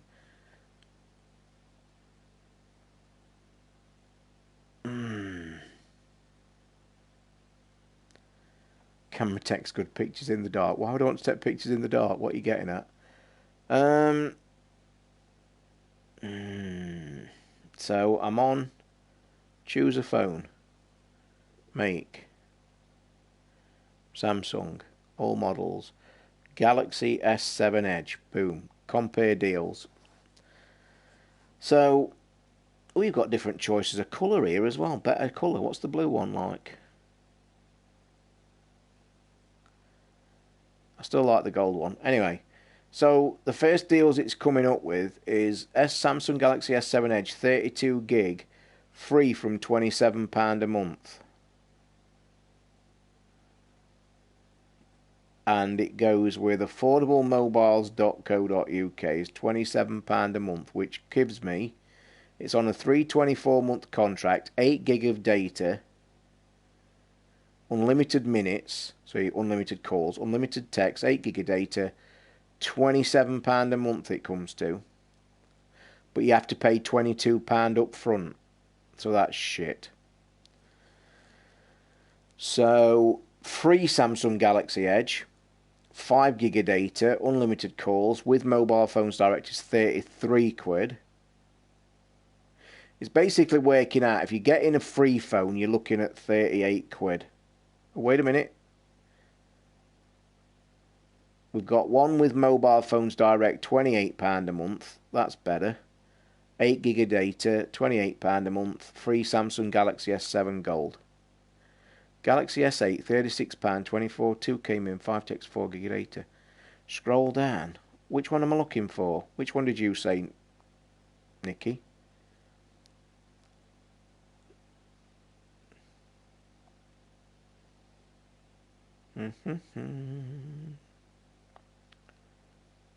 Oh, 30 gig. Oh, I've got it here. So free Samsung Galaxy S, unlimited minutes, unlimited text, 30 gig of data, £30 a month. Holy shit, I found it. I've had my iPhone 6 for 2 years in a survivor case. If I took the phone out of the case, it looks brand new. I always put my phones in cases. So you get a free phone, unlimited text, £30 a month, continue, deal available in 4 different colours. Christ, you know when it tells you you'll end up paying £710 in total? Fucking hell, you don't realise, do you? Thank you for using Uswitch. We are now taking you to mobilephonesdirect.co.uk. So we get an unlimited minutes, unlimited text, 30 gig data, 24-month contract, a nano SIM. Includes £10 cashback, which is free. Free delivery, which is free. Free 1 month's insurance. You get no, forget insurance, fuck that. So I can get this completely free. I could click this now.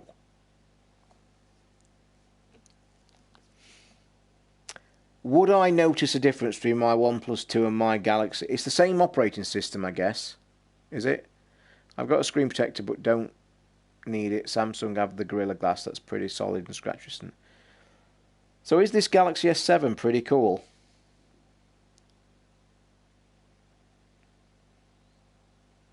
I mean, I paid 12 quid a month now.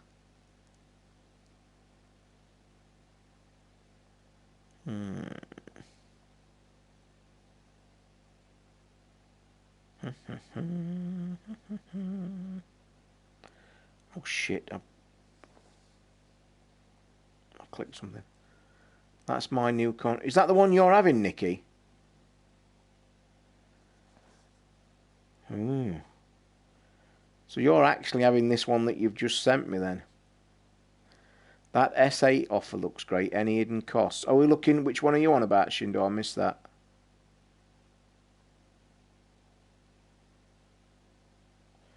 I'm really tempted with this now. Have we got on to getting phones, by the way? Tell me. Everybody will have a brand new phone by tonight at this rate.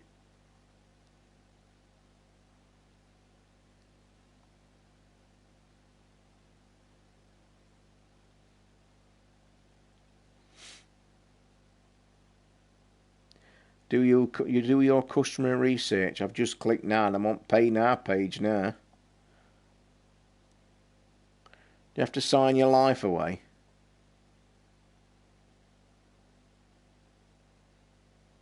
God almighty, you can do this a piece of piss. I'm going to watch some videos tonight. I've got the page open there. I'm leaving it. I'm going to do some videos after this. No Hisense phone yet. Mate, that wouldn't surprise me if that were coming either. I wouldn't. God, I just thought I saw a fucking spider on the floor then. Jesus Christ, I nearly crapped my pants. I think it's actually a piece of mushroom. I've had a Galaxy for every 2 years since the best Android phone on the market.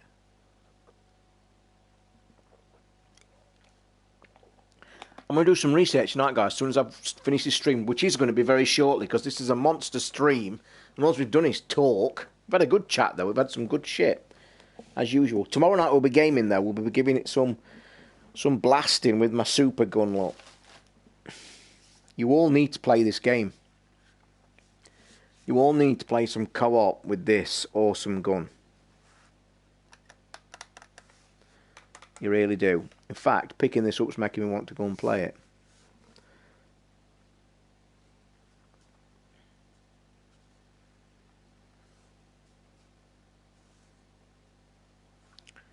Oh, it's even got a thing for a wrist strap. Funnel web mushroom. Seriously, it was a mushroom fell off my plate earlier. It was on the floor and I thought it was a spider when I got up. Them spiders are horrible. I tell you what. Oh, so you've played it, Alan. You didn't answer my question from earlier. I was streaming co-op yesterday, mate. You've got to play co-op. It is fucking outstanding. It makes the single-player game feel shit. Oh, yeah, you're getting Zelda tomorrow. You could have bought my Zelda off me. You could have bought my Zelda. I love this game, by the way. It's cool.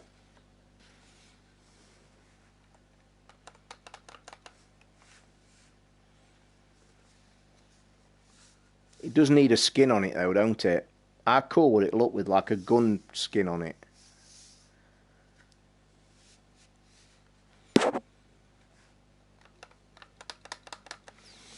Put that down. Can't wait to play that tomorrow. Yeah, I only need to get on it. Only played first hour.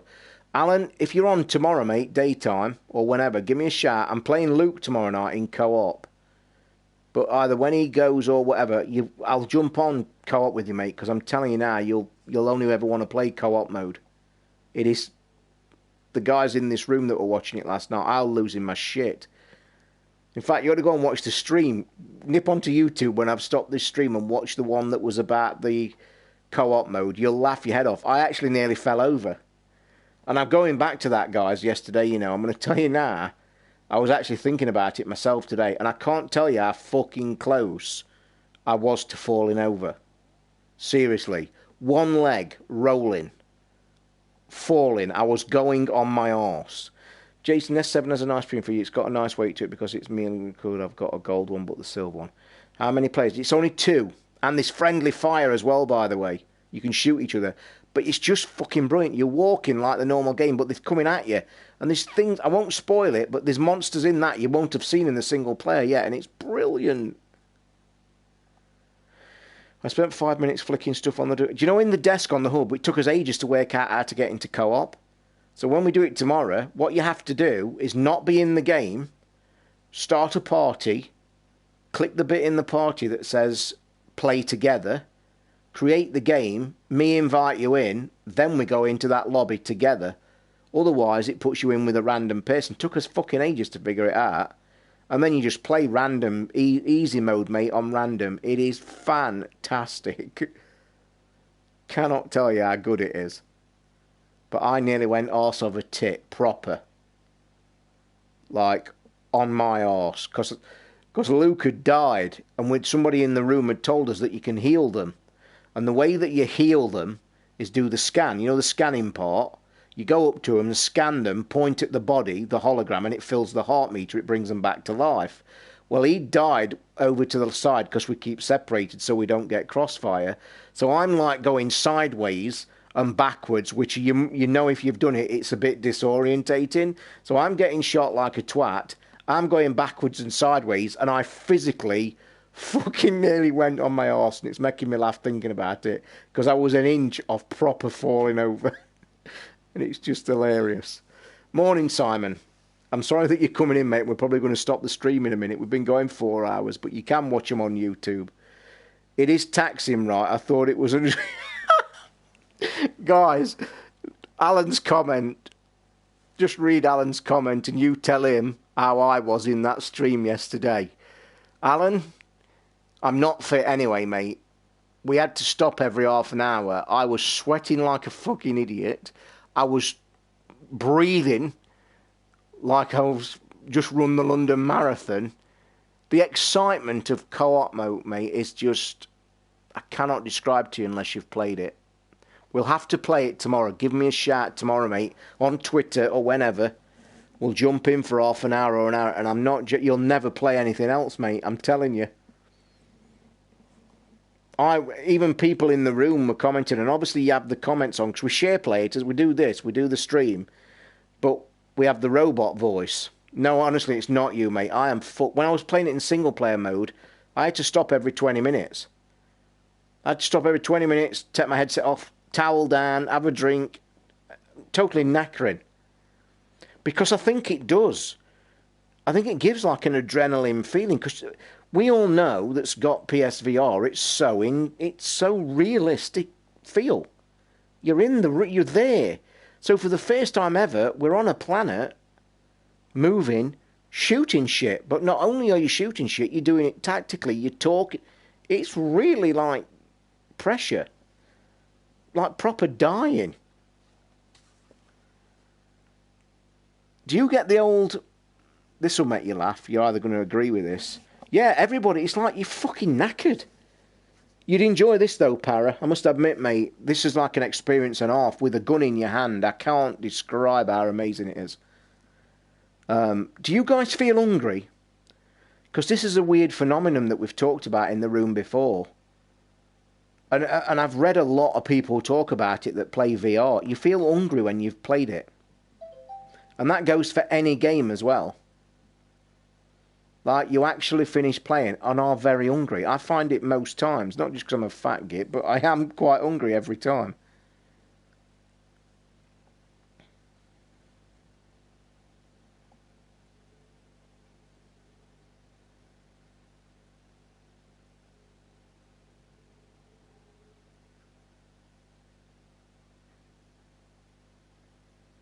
Well, you allow 7 days for your phone to be delivered. That's not fucking right, is it? It's a bit shit. I'm getting loads of Twitter messages. Jason sent me a link. Buy the Galaxy S7. Is that a video review, Jason, that you've sent me? Because I'll probably watch that in a bit. That does look nice though, don't it? I've got to say. The thing is though, did it say it's a 5.5 inch screen? Because I do not want to go to a screen that's smaller. Because my OnePlus phone is big. Like 5.5, I think it's like a plus. Date Rally made me sweat a ton. Can only do a few stage time. Do you know what I'm pissed about, by the way? I'm pissed about I've got Date Rally VR mode, got sent as a review. I've lost the code. Can't find the code in my email inbox and I've lost it and I never put it in and I'm so pissed. I have not noticed really, or is it because you're spending so much time? No, it's not. It's just a normal phenomenon. Have you ever fell over on your arse playing VR? As close as I ever come was last night, mate. And that's because you're standing up for the first time, because 90% of PSVR games you sat down. This is the first one. I'll tell you something else, Alan, as well. Did you notice that you was getting like completely round the room? Wherever you are in your room, you're like pointing in so many different directions when you take the headset off. I was completely 90 degrees the other day, and Luke that was playing last night, he took it over. He took it off, and he says, oh, it's gone out of sync a minute. I said, well, just take your helmet off and see where you stood. His camera was behind him. He was actually turned round full 180 degrees. Totally forgot the S7 can have custom themes. I'm rocking a neon one. My keyboard and icons look cool. I might get this S7 now after watch this video. You look at the shadow yet and squatted? Yeah, I did. Funny thing was as well, we had a funny bit. I sat down on the couch to have a minute and have a drink and stuff. And then when I went back in the game and Luke's in the lobby of the multiplayer, he said to me, he says, what the fuck are you doing? Because I was sat on the couch, my character in the lobby had sat on the floor in a squat. And he said it looked hilarious. But yeah, it's so accurate as well, that gun, don't you think? That's the thing that totally... I think the immersion of that game, not only the planet and its surroundings, is fucking fantastic, but I just think the accuracy of that gun is what tips that game over the edge to be absolutely perfect. Because you can literally... I am actually putting it up to my eye and going one-eyed and looking down the reticle, and you can actually shoot like from a long way off, and I hope it came across on the stream last night, because I was like just poking my head round the corner and shooting things from way, way away, and it was really cool. It's the squinting left eye thing. Yeah, it does me. It's something that you can't express to people unless you're playing it. Like, if you put the gun up to your eye, you like can't see red, but you normally do what you do. Gun up, eye shut, you're there. And that is accurate as well. It's like laser precise. The developers on this game have done an absolutely fantastic job, and they should win awards for this. And I mean winning awards just for the actual technicalities of it. One, to be able to pull it off, a full first-person shooter, not only in single player, but in co-op mode. And then to have the peripheral that works fantastic, tracking's amazing on it, and it to be that accurate is great. It makes me feel weird standing up when I move forward, my upper body won't. And that's it. That's why I've said to people, if you're playing this Farpoint, what I would suggest straight away, you play it standing up, because it's shit sitting down. But when you're about to start, really plant your feet wide. Definitely. Do you in the next wave of COD and Battlefield do something similar? Just don't stand up playing Drive Club. Yeah, that's definitely agreed, Alan. To be honest, Jason, like I said at the stream about Farpoint, I think this is a massive stepping stone. And I said that within 5 minutes of playing it. I think it's a great stepping stone. I think the fact that they've open sourced this gun, I see developers, honestly, one, if they get their hands on it themselves and try it, and I'm guessing a lot of them will. You picture in the future, Call of Duty, if they just stick a couple of levels in Call of Duty where you can use this gun. That, to me, I'll tell you now, scenario, I don't buy Call of Duty anymore, doesn't interest me. Don't even like the single player, I've gone off it. If they announce, like, I know it's never going to happen now because we're too short, but let's say they announce Call of Duty tomorrow and said, we've got a completely VR single player game using the Farpoint gun peripheral, and it's a few hours, I would buy that game purely to play that. Because I know that peripheral would be fantastic. And because Farpoint has handled it so well, the developers now know amongst themselves that it works, it's accurate. So why wouldn't you want to put VR and put people have this gun in their hand to play some levels, and it's open source, so you can do. I think it's going to be fantastic, honestly. And I can't help but see the developers grab this technology, see that it's open source, and say, you know what, fuck it, Titanfall, everything that's shooting, at least just stick a couple of levels in it. And I just think it's amazing. And I know I say this a million times and nobody can disagree with this. I cannot stress enough that you need to have hands-on with this game. Me streaming it and you watching the excitement and me losing my mind, still not even close to getting your hands on it. Luke actually said to me last night privately, he watched me do the stream on the single player, and when he jumped into the game with me last night, he says it's a different thing altogether. Jason, if you've not played Titanfall 2, the story mode is fantastic, mate. Seriously, go into it. It's probably one of the top 2 or 3 in my games I've played and finished in recent times. And I'm not a massive Titanfall fan, but the story mode in it and the gameplay is brilliant. When the PS1 was released 20 years ago, could you really have imagined where we are today? No, and I think we've been spoilt as gamers. We seriously are spoilt as gamers today. In fact, I think we're just spoilt, period, with tech. We're in a great age of technology at the minute, on all walks of life. Mobile phones we've just been talking about. Gaming consoles are just phenomenal. And we now, imagine 5 years ago, when you was playing your PS3 or whatever, if somebody had said to you, in 5 years' time, you're going to have a fucking VR helmet on with a gun in your hand, playing on a planet where you're walking around shooting shit and it's like amazing. You would think it was like this is 50 years away. You need to get yourself PSVR power and get some of this game played, mate. You really do. And I'll tell you something, and I would actually like to put this to the test. I would like to line a load of people up to come and try co-op mode of this Farpoint, who own a PS4, and see how many at the end of it say, I need to get this. I'd be amazed if it wasn't every single person.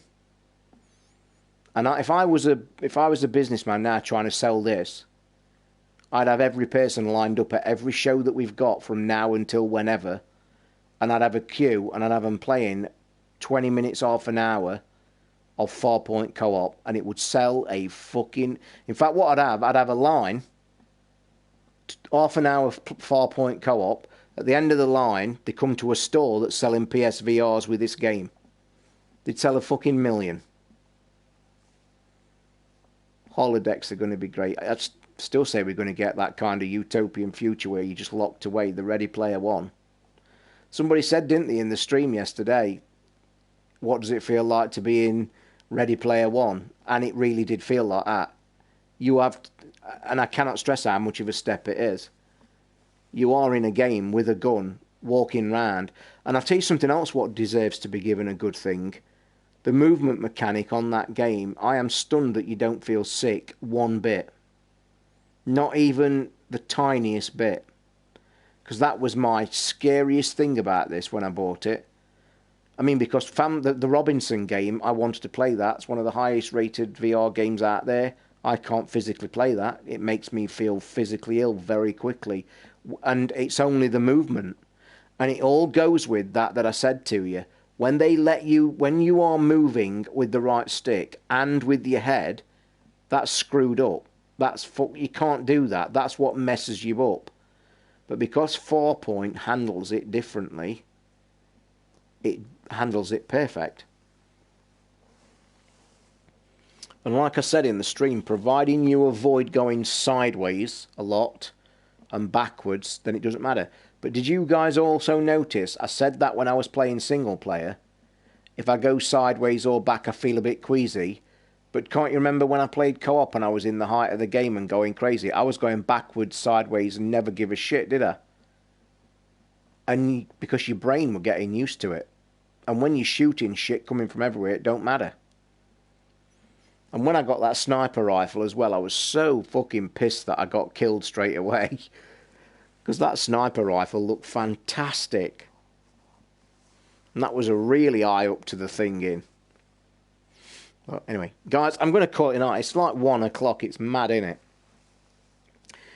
Capcom managed to make Resi 5 in a normal game and VR. Resi, yeah, I agree. Surely more developers could do the same. With this gun, I hope they're all embracing it. They've got to. They cannot fail to see this as fantastic. And again, the company deserve a medal for making it open source.